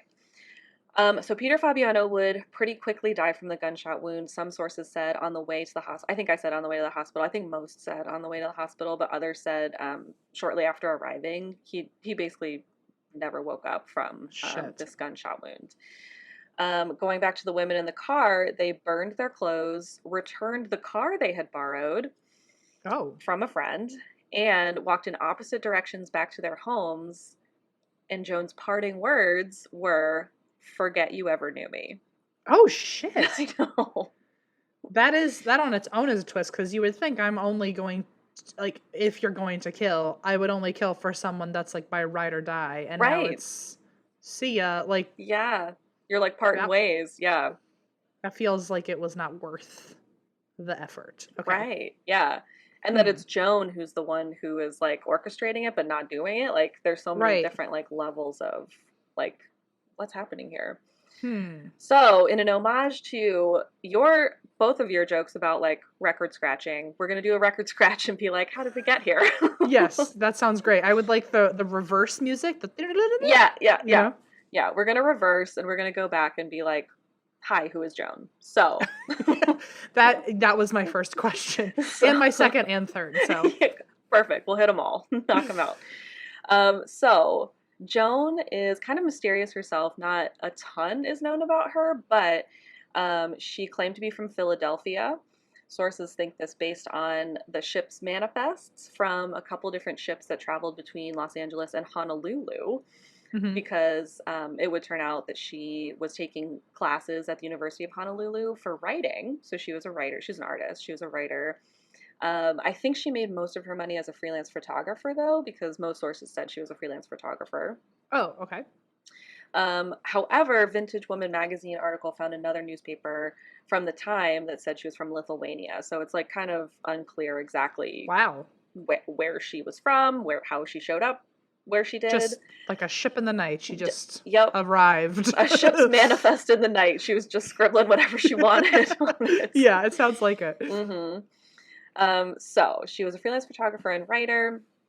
Took some classes at the University of Honolulu in the late 1940s. She also, at the time of the murder, was an ex-hair salon employee and known to date women. So, the L word that none of the papers would print at the time. Oh, it's currently her only redeeming quality. I know. I know. So, yeah, this was a really interesting point of the story that, like, I don't know, it just got me thinking a lot about how it was reported at the time and, like, what we know about the story now, which is, like, based on those, like, you know, very straight, very repressed, not that they would necessarily be repressed, but that they were trying to repress the stories of these women and their true identities. So I feel like I just was thinking a lot about how it's like, it's kind of sad that we don't know how they truly identified themselves. Right. Yeah. We're just saying lesbian, but like, who knows what was the truth. So yeah, exactly. And it's only based on like phrases and words that were used in the newspapers at the time. And like, yeah, almost every like news source now is saying like, well, but they wouldn't print anything that was like anything descriptive, especially that it would be like like a way that person described themselves. So all we know is they were queer. Yes. And that's like as vague as vague and as descriptive as we're gonna get. So. Right, exactly. Yeah.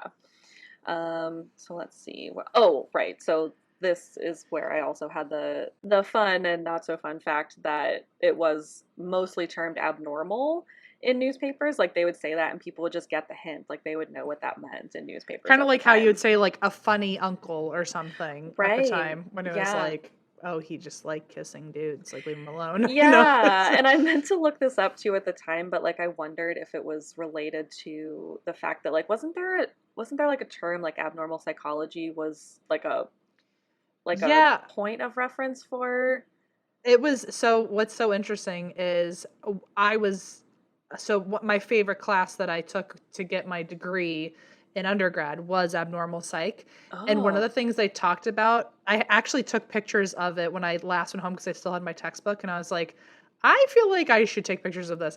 In abnormal psych, one of the like chapters was all about like queer people and transgender people. Wow. And it was definitely an outdated, I'm sure at the time it was like, as progressive as you can get, but I was reading it, and even from like 2014 or whenever the book came out, I was like, ooh, things have changed. Like this is not okay. No, so it seems like a lot of that's in the story too. Like even some of the newer articles I was reading, I feel like Bailey Sarian maybe came the closest to being like, you know, just having better language about things. But like even some of the like newer articles, I was like, I don't know if your take is great on this, or I don't know if your language is great on this. So weird. No, so interesting. Yeah. I mean that makes sense because abnormal is just a different way of saying weird. Weird is just a different way of saying queer. So I mean it kind of makes I could see the quick connection. Especially because all of the women involved were somehow outside of the realm of the quote unquote norm.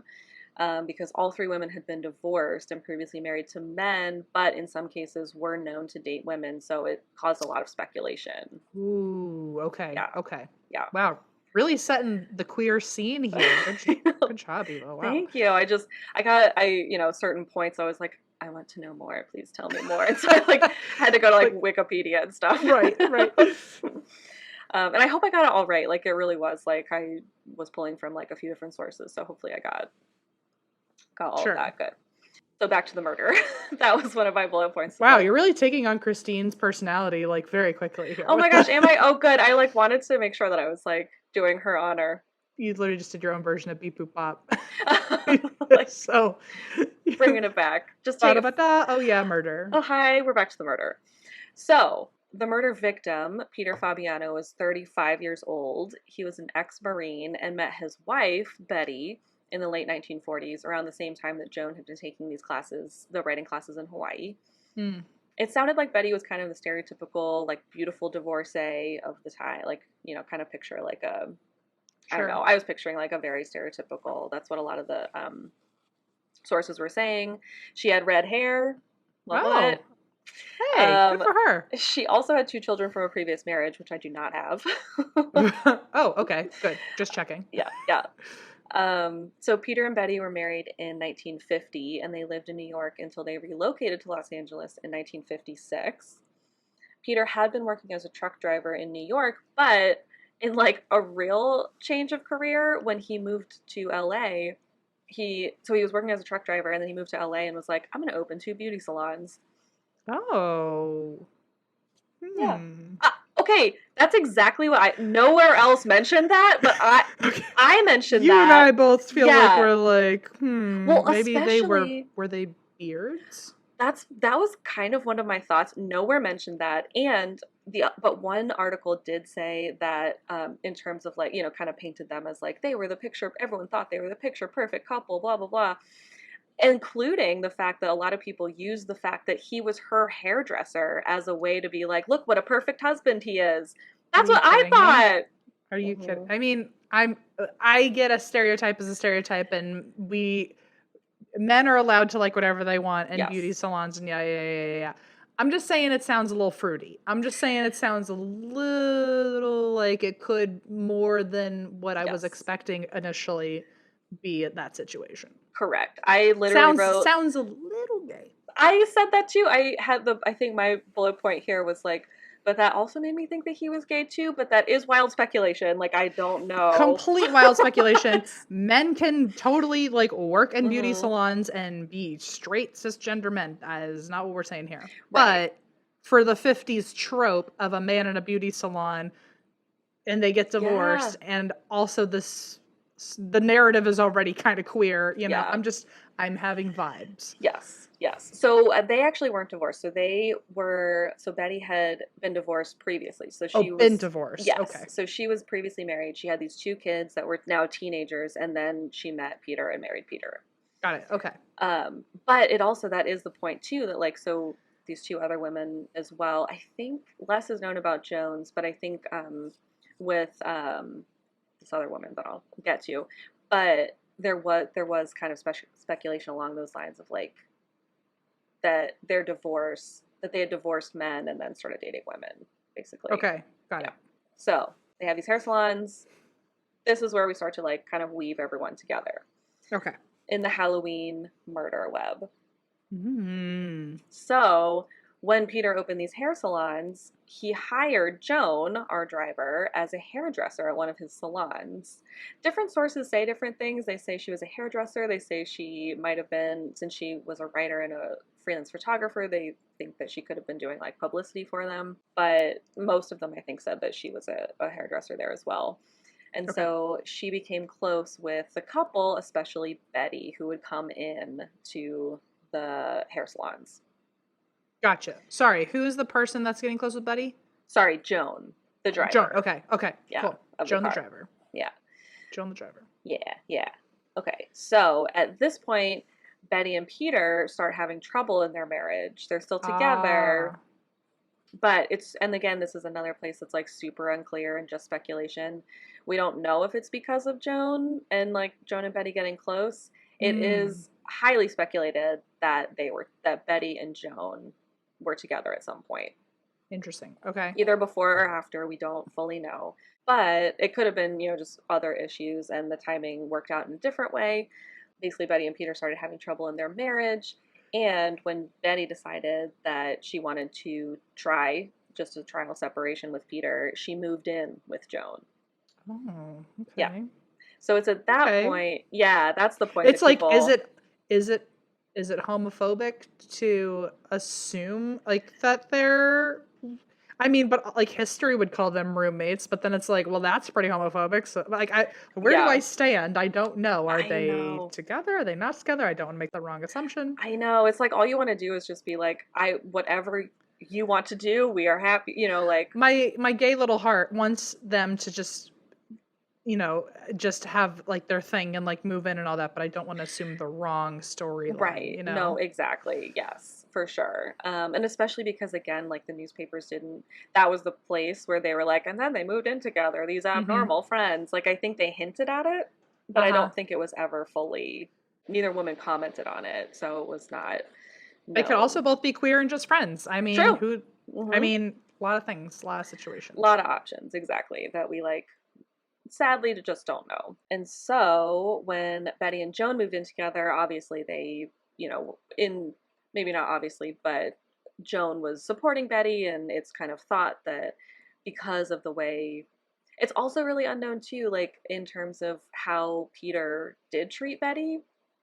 And so it comes up a little bit later that part of the motive is Betty basically wanting to rescue Betty from someone who's evil, like terrible person. Mm. So again, I don't want to assume there was or wasn't abuse in their relationship. Like none of the sources that I read said there was or wasn't. That feels like another place of like, for Betty's sake, I wish we knew, Sure. Yeah. just to know, have known. But that's another place we don't really know, but we do know that when Joan and Betty were together, they obviously were talking about Betty's relationship with Peter. Gotcha. Wow, I blew through a lot of bullets at one time. I didn't realize Good for you. Look, I mean, hey, you know your story. that. So a little bit later, Joan would claim that Betty told her that Peter was, quote, this is from Vintage Woman magazine, abusive and controlling. Oh, not what I was expecting you to say. Yeah, and that she sort of dreamed about saving Betty and giving her a better, different kind of life, is what a lot of sources said. Ah, okay. I see. Yes. But again, it is really hard to know. Like, it's also hard to know if, like, This whole maybe. story is just full of holes. I Yeah. know. It's so hard to, like, I know, get a grasp on it because it's very, like, well, it could have been this and it could have been this because it could have been that, as, like, a lot of, I think, murderers and, like, this sort of passion crime Mhm. happens. Like, it could have been that someone became too obsessed. And, like, I don't even, Mm. that's probably not even the right term, but, like, became too obsessively involved in like the thought process of like saving someone to this extent to Yeah. save it doing these things to create another outcome. Yeah, I think there are just so many different takes on it Mm. that it's just really unclear. And again, especially because the papers were kind of intentionally making things vague as well. But what we do know is that what happened, the thing happened where that like everyone fears when you're talking about like shit talking an ex to directly to the person is Oh that then shit. They hear Betty about got it? no, Betty got back together with Oh Peter. no. Oh, that's Yeah, even much. That's I so know. much worse. Yeah, I yeah, yeah, know. yeah. So basically Betty and Peter reconciled and got back together. Most sources say that Peter made Betty promise that she would never talk to Joan again as like a condition of them reconciling, and Betty Oh. agreed. Betty, So Betty, Betty, I Betty. know. And so Betty agreed and moved back in with Peter. So by the Halloween night in 1957, Betty was back living with Peter. They were Ah. having like a nice little family night to themselves. They had Betty had, according to sources, cut off contact with Joan. Hmm. And then it's at this point that then Joan finds herself outside the Ah. door or outside their house in I see. the car.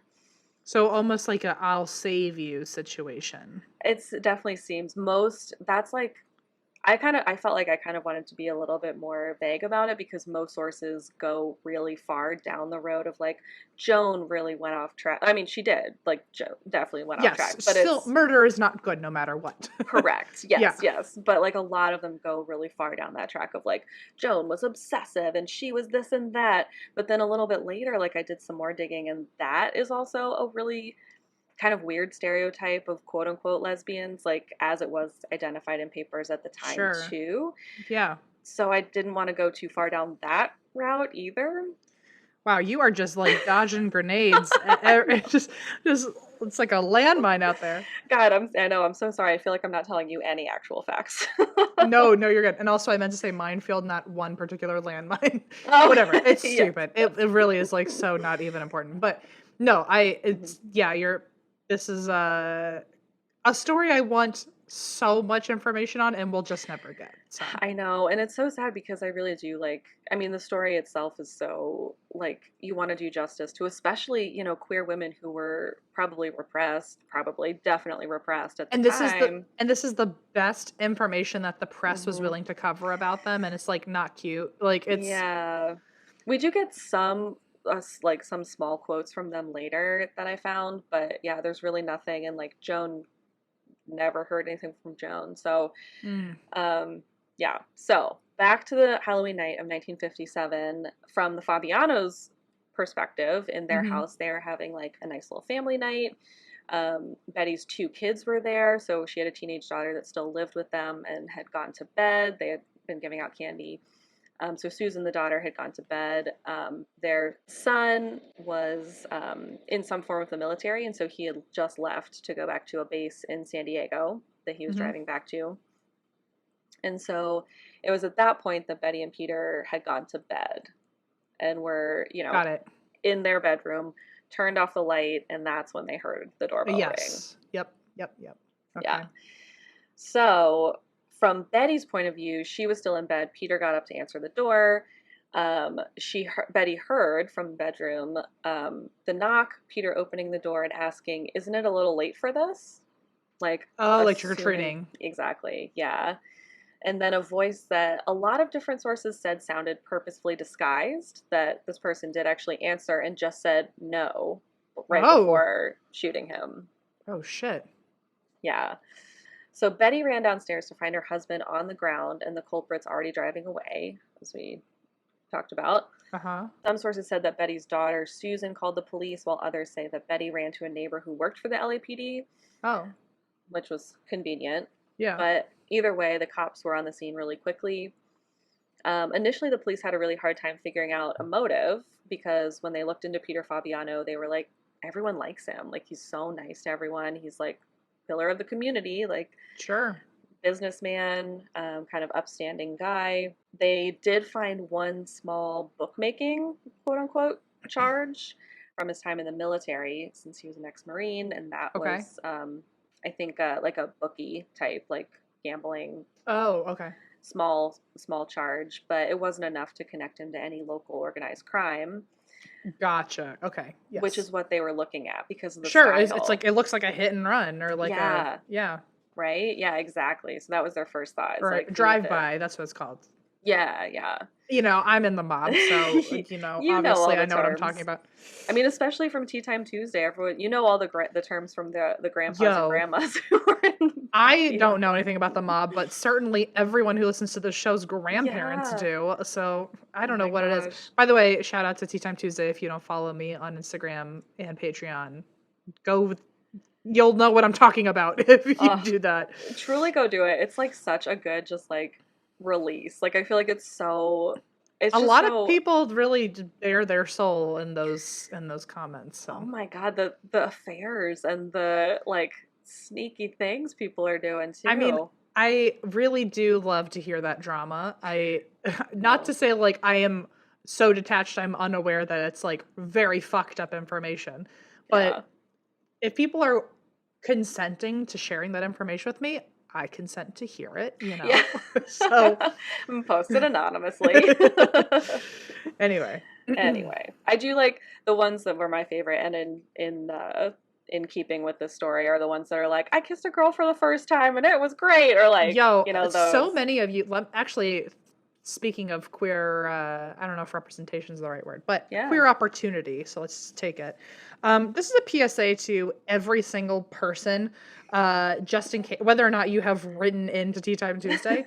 So many of you think that you are alone in questioning yourself regardless of your age, and I only post a few of Tea Time Tuesday, but like there's hundreds of you, like hundreds of you all are questioning your sexuality, whether you're like 16 or in your 40s. And don't feel alone, because there's a Yeah. shocking amount of our audience who are like kissing girls for the first time and loving it. So, Yeah. if you all got to go make friends, if you want to be the first person in the Facebook group that says like, I'm questioning, I guarantee there'd be like 50 people who'd say me too in the comments. So Yeah. there you have Yep. it. Yep. Just trying to keep people from feeling alone. Yeah. We love to see it. We love We love to see it. it. Okay, so the bookkeeping charge, they're trying to connect Peter to local organized crime just to as like a how who did this, why did they do it? And so they obviously asked Betty, like, hey, did he have any enemies? Like, did anyone wish him ill? Like, how is Yeah, there what anything you can, happened? right? Is there anything you can think of since we have zero other leads? Oh, the other thing is that they obviously knew it was a bullet, like a gunshot wound, but they couldn't find the casings anywhere. Oh, interesting. It was only one shot, and then they were like, well, the casing usually is like a sign or like a Sure. clue. They didn't find that anywhere. And so they were like, we have nothing to go on. So, hey, Betty, can you help? And Betty initially is like, no, like, there's nothing I can think of. But she does eventually end up giving them Joan's name. Oh, Betty. Yeah, because she's like, well, I guess I did talk about how, it's unclear. Obviously, it's still unclear what they did say, but I guess it was going to come out eventually if she was like, oh, I recently left him and was staying at this other mhm, person's house. Like, I mean, so yeah. I'm sure they were expecting, she had to expect they'd come asking questions.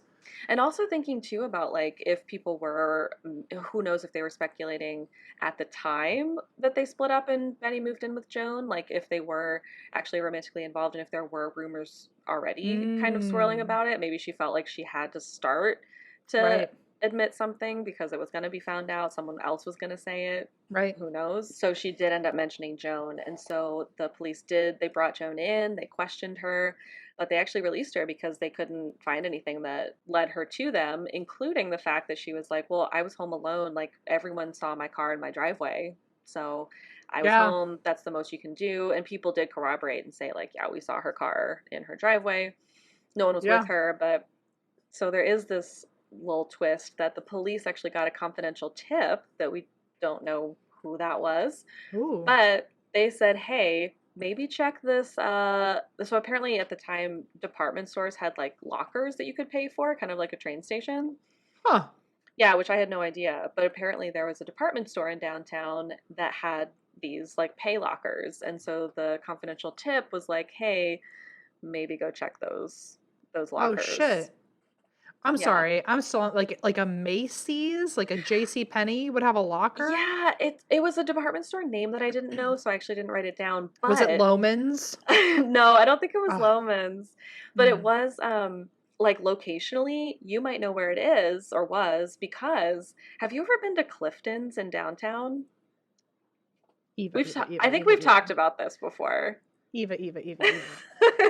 Clifton's has been on. So yes, I know what Clifton's is. To answer your Yes. question. I have wanted to go for a long time, and I kept putting it off like for years. And then I started dating Allison, and I was like, oh, I'm gonna surprise her with this one day. Yeah. And I guess Allison also has it on her list of things to surprise me with. So I think we both Mm. keep waiting to surprise each other, and it's just not happening. Okay, I thought that was the thing. When as I was writing it, I was like, I need to make sure to mention Clifton's for M because I thought that. I was like, I think you haven't been, but you know about it. I know and already love it very, very much. So It's really fun. I've only been one time, but I would love to go again. It's okay. so cool. Yeah. Yeah, maybe Well, to we'll have to check it out. Well, it's Clifton's Cafeteria for people who don't know. yes. And I mean, you're the one that's been there. Do you want to describe it? It's just I feel like you might actually do a better job because you're so much better at describing those like Oh, experience type places. stop it. Okay, let me Clifton's Cafeteria. So the what I remember of it is that it's a pay what you can afford situation.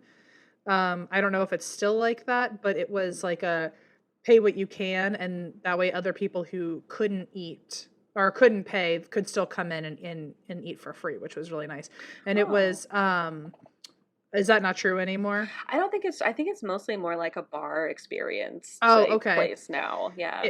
I also saw the pictures, like it had like a bunch of like weird wall decor. It was like it Yes. looked like a cabin lodge.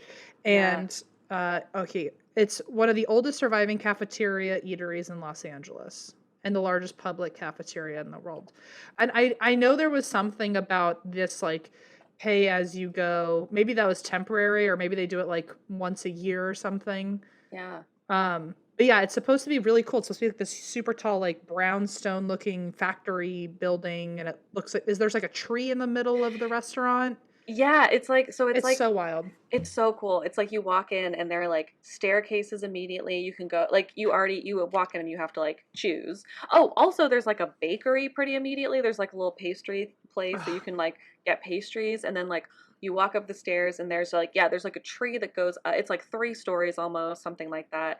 There's a Where do I tree sign? Oh my that goes God. up through the whole thing. There are all these different rooms that like there's like a bar at the end of like the where the tree is. It's like a little like Oh my forest kind God. of theme. Yeah, And then I'm there's Google imaging it now. It's very forest themed. It's like yeah. an adult rainforest cafe where like there's Yeah. no animatronics, but there's a lot of like clear notions to you are in the woods. Yes. But then it also has like so there are rooms that are kind of offshoots from the main, so like you walk around and there's like the tree here, and then they're like almost like at like not like alleyways but like hallways that like overlook, like there's like a dance floor on the bottom, and then That's there so fun. it's so fun. But then there are like rooms that offshoot too. So there's one room that like they had the when I was there one time, shout out to my other trial crew friend Ellen, who is gonna get a huge shout out next time because she like basically did my notes for me and I Oh, love her fun. so much. Um but I think it was for Ellen's birthday. I went a couple years ago. It's like the only time I've been. But I think we were in one of the offshoot rooms that had like I want to say it was like so themed, like time period wise. So like you walk out of the forest and then you're into like I don't know the actual time period, but it was like 19 like 30s, 40s, something like around What this the time hell? probably. There was like a Okay. full band playing there too, like in costume of the time. Okay, Eva, I would like to I'm stating it now. Let's do Yeah. this for like Christmas this year. We'll do like a like some Yeah. sort of I say Christmas so Allison has some time to actually try to take me first. But Allison, if Yes. you're listening, if we haven't gone yet, you've had ample time, I've had ample time, so it's gonna have to be a Christmas thing for me and Eva.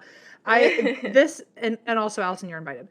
This Yeah. is this is so cool. And It's apparently really neat. there's a whole section called Cabinet of Curiosities. Is Oh, that true? I feel like I didn't even see that part. There's honestly like I that's why I was like I need to go back because there you don't see everything. Like it's just one of those places that has like so many Jeez. things. Okay, Yeah. well, okay. Anyway, wow, what a Yeah. tangent, but we're for sure going. Oh, Okay. we're for sure going. Yes, yes. Okay, so that was where the department store was apparently right across the street from the famed Clifton's, which was apparently Aha. right opened that long ago. Like so Right. It's been open since like the 30s or something, or what was it? Clifton's Cafeteria opened since. Sorry, this is not no, important to no. the story at all. 1931. Wow, 31. That's so wild. Those It things are opened like Great Depression era and is like still hanging out. Okay. yeah, still I mean, hopefully we hope, knock on wood. I think Rachel said it just reopened after COVID. So I think it's Yes. back. Okay. Good. Yes. Good, good. Okay. So in the department store across from the famed Clifton's, Hmm.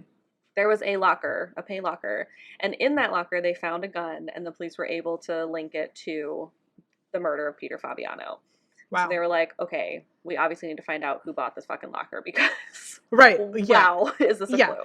And like that's a literal smoking gun. And Uh, also yes. like it could only either be Joan or the shooter at this point. Yes, Is my right. thought. Right, Like like unless who else like a is third there? person who didn't come with Mhm. them knew about this, or did like Betty know that her husband was gonna get shot? I don't know. I don't know. You know what? Just put a pin in that because let's talk about that later. You are onto something, my friend. Ah, okay. For now, we're at the smoking locker. Of course. Yes. So they were able to link the purchase of this pay locker to 43-year-old Goldine Pizer. Who the fuck is this? Okay. I know. I literally wrote into my notes. It's like the only like quote unquote joke I wrote into the actual notes. I was like, this is a name I would like to hear from a Ouija board, sending that into the universe. It's not even a joke. Just What was I- okay. Manifesting into a Ouija board sounds really dangerous. But let's do it Correct. anyway. Goldine. I didn't even know it was pronounced Goldine until I watched Bailey Sarian and was like, oh, Goldine. Interesting, Goldeen. Isn't Goldeen a Pokemon? I don't know. Keep going. It might be. Okay, so it was linked to 43-year-old Goldine, who turns out to be the passenger and the shooter of said. Who sounds like she was Joan's girlfriend, no? With the giving her a little kiss and saying, never talk to me again? I mean, again, super unclear and super speculated on. We'll get to that too. Okay. So, yeah, literally was just about to read the non-joke that I wrote in here, Ouija board joke. Let's see. Well Thank you. I appreciate the inserted jokes in advance in case like I wasn't nailing it on the show. No, it was for me. I was like, I gotta bring my A game. I gotta try hard. Okay, so aside from all of that, she was actually pretty shy. She was a medical secretary and she worked for a local children's hospital, most sources say. She was divorced from her husband, a naval hospital pharmacist, and she was also known to date women after her divorce. Okay. She also lived only about a mile away from Joan. She lived in Hollywood, and Joan lived in Hollywood, and Goldine lived just a mile down the road, down, I'm assuming, Sunset, because it says the Sunset Strip area. Okay, sure. So later, that's why it was so visual for me when it was like, oh, later they like parked the car at their friends and walked in opposite directions to their homes. It was like she was walking. It's like very a rare occasion in Los Angeles. You can just part ways and be home in a minute. Exactly. Yes. Okay. So only lived a mile away from Joan, and like Betty, Goldine was a redhead. The story is filled with redheads. Wow, this is. A lot of queer redheads are happening right now. Yes. So, feels like this should be a small statistic of people, and yet it's happening. It's happening. It's happening! Okay. Wait, what's the percentage of people who are redhead? Oh, I actually don't know. Is it like 2.5% or something? What percentage of people are redheads? I was thinking, like, what are the probability of someone being queer and redheaded? Oh, true. Occurring in just 1 to 2% of the population. But again, we don't know because, like me, they could have been fake redheads. That's true. Who knows? You're right. But they did say redhead, so I was kind of assuming that maybe that was... But I feel like if I were in, like, a newspaper written about, they might say redhead too and throw everything off, but who knows? Not me. Certainly not me. So, after Betty moved back in with Peter, Joan had met... Actually, that's also kind of unclear when Joan and Golden met. Some sources said they met after Betty moved back in with Peter, which is why I wrote it that way. But then I watched Bailey Sarian, and I think she mentioned that they had known each other for 2 years, like, prior to. So, again, there are kind of, like, some conflicting bits of information there. And again, their relationship is also unclear because homophobia. So it's not known. Bailey Sarian actually was kind of speculating that Goldine liked Joan and Joan used Goldine. I mean, that's what it sounds like to me. Right? That it wasn't quite like requited. It's like, hey, I mean, first of all, it does feel a little fishy. Like, imagine if your current girlfriend said, hey, can you go kill my ex-girlfriend's partner? Assuming everyone was dating each other. But it sounds like that's not a hard red flag to find. Of like, it sounds like you're still into your ex. Like, you are so jealous that she's with somebody else that you want someone who likes you, to kill them so you can not be with them and stay with me? Like, that doesn't sound realistic. No, 100%. And this really brings up too, I had a whole point about this, a few bullet points down, but I'll bring it up now too, that like where was it? It was like, I just wanted to know, like, it doesn't really say, but like, and Goldine will later, a little spoiler, will lean into the fact of like, Joan manipulated me, but like doesn't go into the details. And she was trying to blame it on like, I got swindled into this or something. Yes, exactly. And like doesn't want to admit to anything, especially in court, right? Sure, yeah.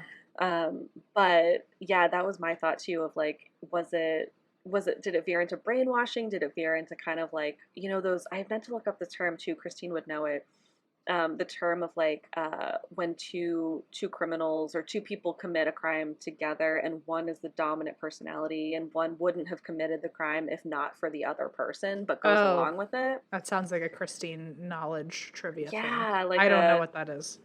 yeah, I think it's like, Christine? Christine, are you are you there? there? What a little role reversal that was. Okay. Oh, so like it's hard to say, but like yeah, I was really curious to know what that dynamic was specifically, if there was like some brainwashing involved, if it was really just Goldine being like, yeah, I'm so on board, I want to do this of my own volition. Sure.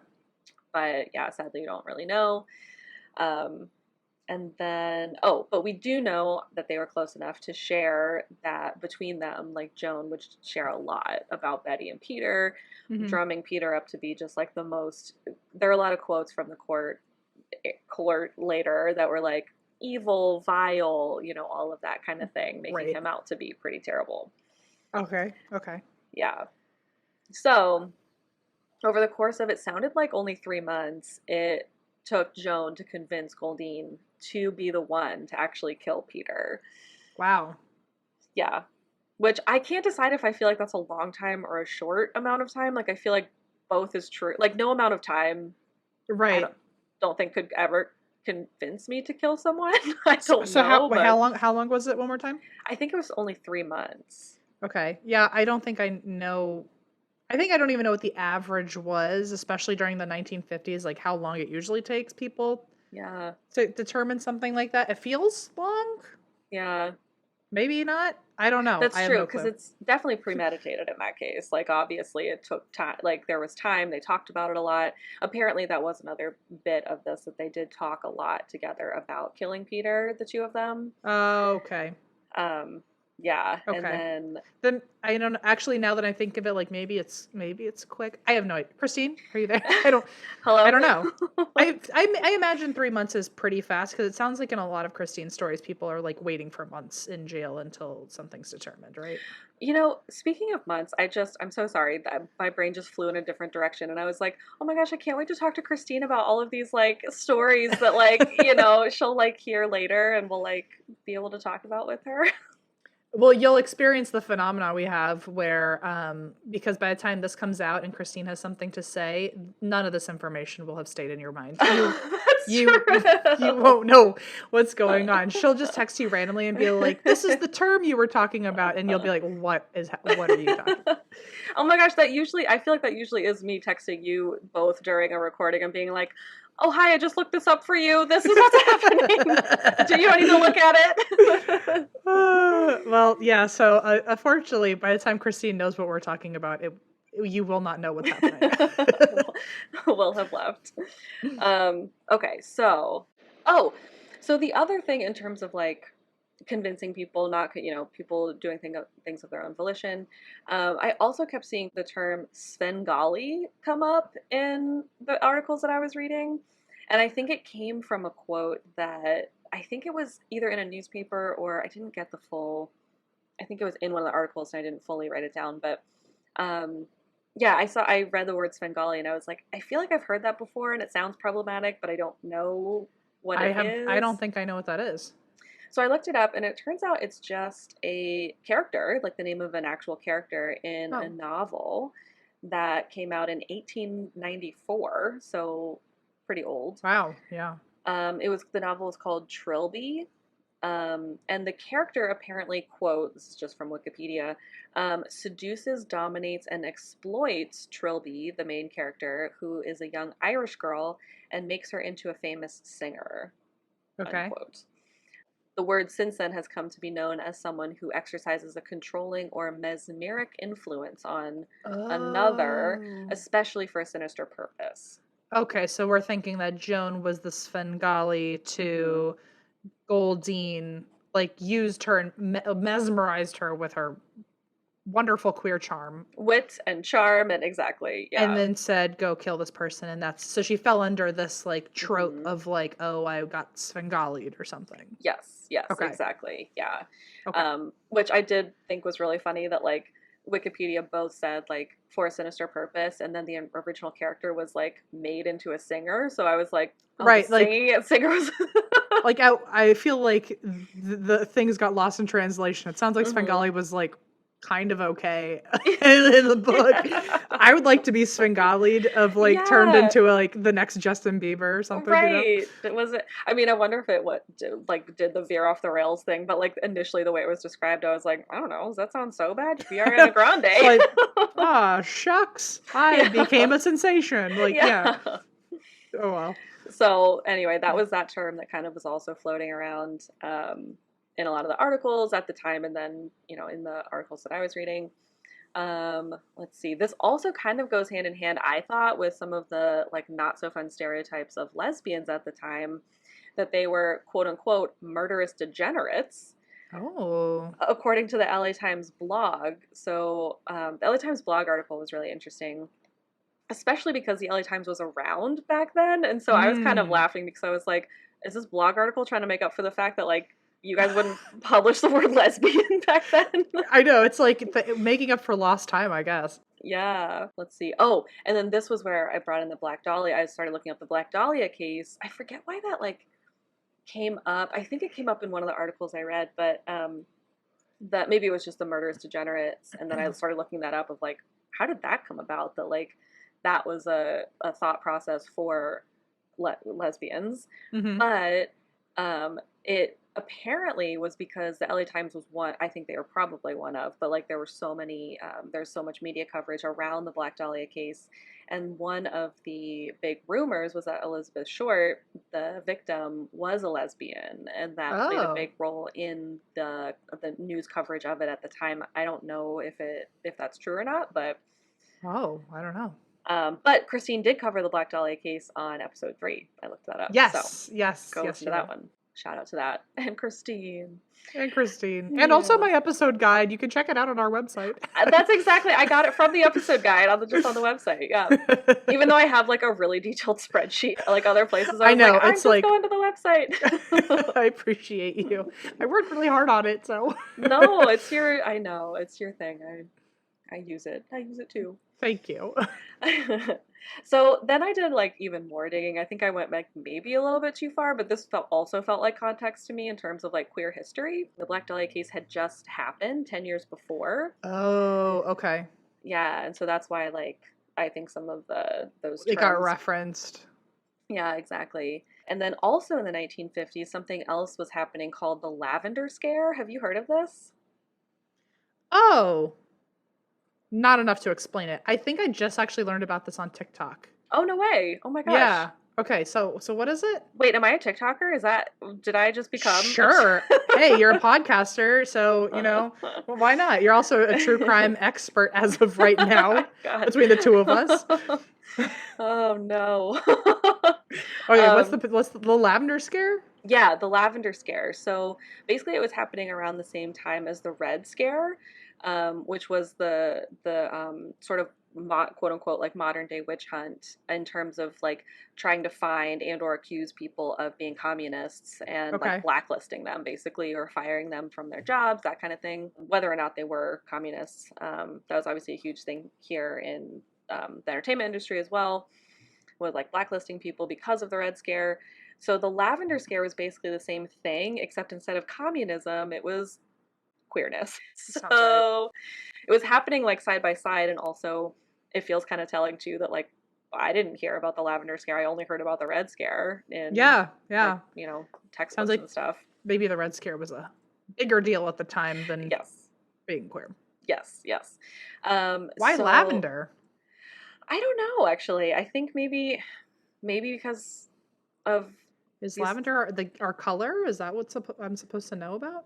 I feel like, is there like an association with purple? Maybe. Is lavender gay? Sorry. How lavender became a symbol of LGBTQ resistance. Oh, okay. Oh. So there is a thing about it. And lavender, a subtle hue that shifts between light pinkish purples and gray bluish tones. Oh, interesting. Very fun. And So it's kind of a feels. catch-all color. It's a catch-all. Got it. It does also make me feel extra good about my lavender tattoo here that I've had for a while. Ayo! Wow, that was manifesting. Telling, right? Yeah. Okay, so the lavender scare basically is the red scare, but it was more, I think it was more confined to the government specifically trying to out and fire people. Their whole like thought process on it was like they're going to be a security risk to the government, and Sure. so get them out of here. So then with that context, it kind of, I don't know, I feel like all of that, I just wanted to know like the background of when the story was happening. So it's like, it's already illegal. The The lavender scare is happening. the lavender scare is happening. The Black Dahlia case just happened where lesbians were like basically either like victim blamed for like being like, if the Black Dahlia, like maybe they were like, oh, she like ran with unsavory people. Right. Kind of thing.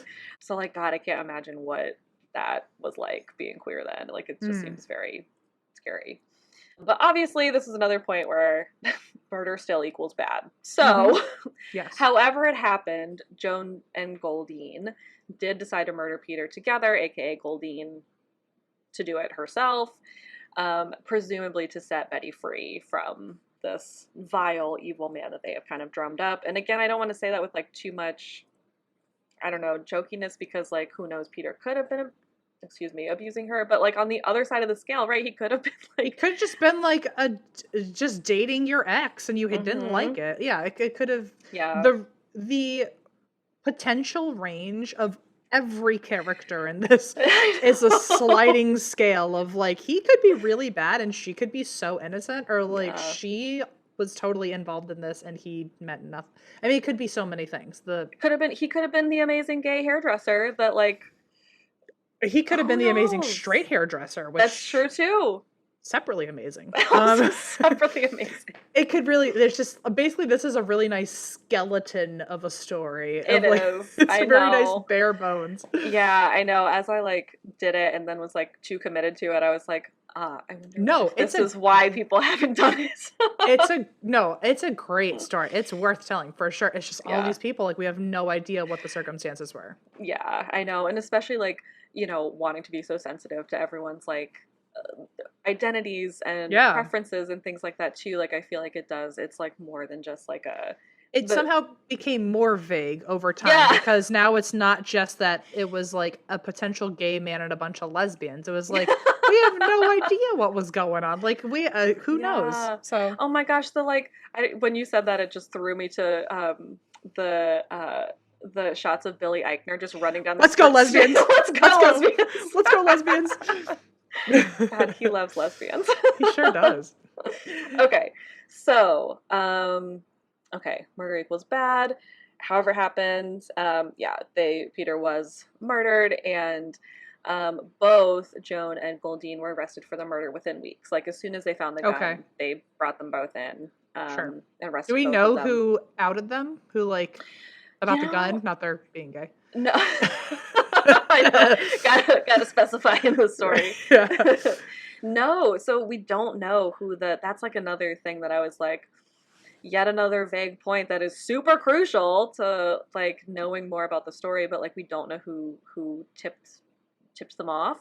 And also there wasn't a casing on the bullet, so how were they able to match it up? Or is this just a random gun and they assumed? Or no, so I think none of the articles said this, but a little bit later, I do have a bullet point about how, so basically the backstory of what happened between Joan and Goldine, it's like just down here in like a second, but the September before Halloween that year, Joan had given Goldine money to go buy a gun at a gun shop in Pasadena. And so Goldine had bought the gun, had kept the gun with her, and when she bought the gun, she actually only bought 2 bullets. Oh, geez. Okay, but so my thought is because she only used one of the bullets, the other bullet was probably still in the gun. And so they maybe matched bullets, I'm guessing. Oh, okay. Wow. Potentially. I don't know that. That wasn't in anything, so that's also wild speculation. Sounded like a detective just there. Oh my God, cool. Thank you so much. You're welcome. I'm honored. Inspector Gross, you know. If I'd like to be called anything, it would be Inspector Gross, please. Okay, so so basically the backstory then. So as soon as they were arrested, Goldine immediately is like, I did it. Here's everything that you need to know about it. Let me just confess every single thing. right now. Gotcha. So that's when they start getting all the information about like Joan telling Goldine how terrible Peter is, like, and then she immediately starts being like, Joan manipulated me, like I wouldn't have done that except for Joan, like all of this stuff. She put a spell over me Oh, to convince me to wow. murder Peter. That's really turning into like gay witchcraft, which is Uh, another fun conversation we could have. it's a fun conversation. Yeah. Wait, can you cover that? Gay witchcraft sounds like something that would be very fun to cover. Although, like, just talk about like putting a bad taste in everyone's mouth about being gay and Yes. witchcraft at the same time, and that like one can cause the other. Like, it's yikes. That's very true. Yeah, Definitely feeding into the bad tropes of like you can make someone gay and all that. yes. Oh my God, that's so true. And like, right, true. Throughout this too, it feels like there were so many tropes too, like, and definitely immediately as they start confessing, and then it is also, I think, at this point where Goldine says that Joan and Betty were lovers, and that's Mm. why they Haha. were so close, and that Joan was, still hung up on Betty, all Right. of that. Again, it's like hard to know because of like, that it was illegal and they were trying to not, get that out in court, or, Goldine was maybe trying to save her own Sure. self. Yeah. Don't know. Um, but apparently like I said, they talked a lot about killing Peter together. They put their plan into action on Halloween when basically Joan, again, I keep saying it, I'm so sorry to keep being like, it's so unclear, but Goldine spoke, like said things in court. Joan never did and Betty never did. So it's Oh, maybe hearsay from Goldine. gotcha. Okay. But Goldine did say that, like, Joan is the mastermind. Joan came up with the whole plan. Joan said that Halloween would be best because someone walking down the street in a costume wouldn't be Right. Weird at all. Yeah. exactly. They could have the gun in a bag, and it wouldn't look too weird. That kind of thing. Um, oh, and so yeah, that's where I have the Joan gave Goldine the money to buy the gun at the gun shop. Goldine told the clerk that it was for home safety and only bought the 2 bullets, which I feel Mm. like is very presumptuous. I definitely think it's presumptuous and that like if I were to murder someone, I'm pretty sure I would not do it right the first time. Like I'd get more than 2 bullets. Like that's pretty confident Right. in your killing if you've never done it before. That's what I thought. Yeah, I feel like anything I get like a million of because I want to build in a million mistakes Or in maybe they were terms of. thinking like you only get 2 shots literally and then like if you messed up at least there's no more evidence of other ammo or Oh, that's something. true. I Yeah, don't that's a know. good point. I don't know. Yeah. Either way, so interesting. That's why. Well, actually, I guess that's not. So, I don't know why they didn't find the other shell casing that was actually fired. Huh. I don't know if maybe. I mean, it seems far fetched to think Goldine might have picked that up, or maybe Maybe. more realistically, it just ended up somewhere else, like either They just outside didn't look or hard enough. I don't know. yeah, they just didn't find it. Um, so that's why, with the initial scene, then they didn't find the shell casing that initially led them in a different direction. Um, so yeah, then the night of the murder, Joan dressed Goldine in the costume, drove her to Fabiano's house in a car they borrowed from their friend, poor friend. But yo, maybe that was the friend who tipped the cops off. Oh, honestly though, maybe. Oh, I don't that's so know. interesting. I never thought of that. Yeah, that person is definitely like on the list of people who could have tipped them off. Yeah. Yeah. Yeah. And then yeah, uttering that line that I was like, oh God, like them sitting in the car and Joan being like, all right, go do it. Like now's the time. Yeah. Truly. So Goldine also said in her confession that she was so nervous that her hands were shaking. That's why she was like holding the gun with both hands because she couldn't even like hold herself steady. Yeah, like which makes me think this was definitely her first time and also she was wildly hesitant. And so Yeah. I Yeah.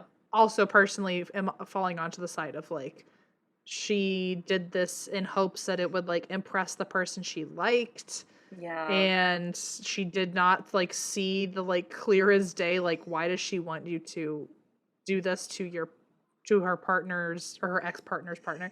Yeah. It feels like it was like some version of manipulation. Yes. Yeah. So It definitely starts to feel like that for sure. And like the more that Goldine, like especially her, like immediately confessing and immediately trying to like explain herself as best she could, like I feel like that definitely, and some of the quotes later too, are very like, yeah, she's just kind of like, I think in one of the quotes later, she's like, I've always been really impressionable, and like this kind of is another thing of that. Fast forward to the trial, Goldine pled not guilty in front of a grand jury by reason of insanity. And then it might have, honestly, like some sources said they weren't really sure what Joan had initially pled, but actually on my birthday, March 11th, Heyo. but of 1958, I am not that old, thankfully. No, you're 59. I am 59. They both pled guilty to second-degree murder, taking a plea deal down from first degree, or does it go that way? Basically down from first-degree murder to second-degree murder, and Gotcha. they both ended up getting 5 years to life in prison. Like, kind Wow, of a that's a wide sweep. wild range. Yeah. A doctor did examine both Joan and Goldine, but like, I don't really trust him because patriarchy and homophobia. Yeah. So, Yeah, fair enough. but there was a quote from, I think it was, Deranged LA Crimes, the blog put it like this, that quote, a doctor who examined Goldine characterized her as a passive person who became a handy tool or putty in the hands of Mrs. Rabble, Joan. So what Goldine had to say for herself, she said, I had no motive personally. Whatever motive I had was to please Joan. I was always easily influenced. I have been impressionable and always trusting. Wow. At least she knows that about herself. I mean, now she knows it extra, I feel She like. knows it too well. Yeah. Yeah. So they're both sentenced 5 years to life in prison. This later actually sparked a debate about the court system going, quote, light on women. Oh. Which that just was like, that came up in almost every article, that like it was a big thing at the time. That then after that there was like kind of a just a debate of people being like, you're too easy on women in court. Yeah. Which I feel like is maybe the opposite now. I don't know. I feel like with like preconceived notions, it's and like the patriarchy, all of that. It's also, let's see, where am I? Oh, it's also speculated that neither woman wanted to go to trial because homosexuality was illegal at the time, so they wanted to like keep it. They took the plea deal, obviously, just to like take that and nothing else. Sure. Sadly, little is known about the women after Peter's murder, and accounts differ slightly, but it sounds like Goldine served some time and then was released at some point because by 1971, she was named an officer in the Miracle Mile chapter of the Professional Women's Club. Whoa, okay. Yeah. She died in Los Angeles in 1998 at 83. Oh. Betty apparently sold Peter's salons after he died, and one source I found said she remarried, but most said she didn't. Okay. And she passed away in Palm Desert in 1999 at the age of 81. And as for Joan, she was as elusive as ever. Not much was known of her. Like people, like literally sources would be like, she stayed in prison the rest of her life. Goldine too. Like some sources were like, they both were in prison their whole lives, even though. Goldine... Oh wow! So really, just having a. Yeah. Just not clear at all. Super not clear. But also a lot of sources are like, but we think she got out and changed her name. Like there were some speculations about that. And then lastly, some sources say she lived out the rest of her, speculate that she and Betty got back together and even suggest that Betty could have been in on it the whole time. Ooh, okay. Yeah. Twist. So, that's a twist. I know. The Vice article actually ends with, most of us know what it is to, this is all a quote, most of us know what it is to love strongly, to go through infatuation, obsession, and surrender. Sometimes that sort of love twists itself up. Did Betty love Rabble, Joan? Did the women ever reconnect? Did Betty play a role in her husband's murder? Sometimes the line between your thoughts and theirs fades away. When that happens, there is only one way to explain ourselves. I did it for her. Okay. Yeah. So that's the story of the trick-or-treat murders of 1957. Jeez Louise. Wow. Well done, Eva. Good job on your notes. Thank you so much. Yay! I felt like I didn't realize how super unclear everything was. Like part of me was like, As I I was mean, reading it, I was like, oh my god, I know nothing about this. that's part of the mystery, I guess. But Yeah. you did a great job for like having minimal information. Oh, So, thank you. and a little trip through queer history, a nice little field trip. Thank Love you. that. Yeah, that felt like a good little road to go down to bring some of that in. Yeah. At the end of the day, we're all at least all a little more educated about Yeah. queer history. Yeah. Uh, wow. Well, this is like shockingly a long episode. I was I not know. expecting us to go for this long. It's like a 2-hour Oh episode. I my think it's gosh. more. I don't know. I'm so Hmm. sorry. I literally No, thought my notes would be like 20 minutes, and here I am. I I spoke for thought so so long. I'm so too. sorry. I thought so too. I looked at my notes and I was like, "Oh, this will be a quick one." What is wrong Hmm. with me? I don't know anymore. Well, thank you everyone. I'm sure you are at your destination by now after a million years of listening to this episode. Uh I come back next week for more Eva notes. Maybe it'll stay gay. I don't know. We'll Uh, see. and I guess, should we shout out where people can find you and follow you, Eva? Oh, sure. I'm just ew gross on all the social medias. That's me. Yeah, and come back again, Christine. I'm sure you're listening to this. Looking forward to your texts, although we'll have no idea what you're talking about Yes, because it's Christine, we love you. We miss you. I mean, the baby at this point is like even bigger and cuter than before. So, hmm um, hmm Christine, I hope you're enjoying your maternity leave, and hopefully everyone is sticking with us. And Yeah, Eva will be back next week to hang out with us again. And yeah. that's it. Are you ready to do Christine's part? Oh my God. Oh God, I'm not ready. Dialing Christine right now. Hello. Okay. No, no, I can do it. I can do it. And That's why we. drink? Yay!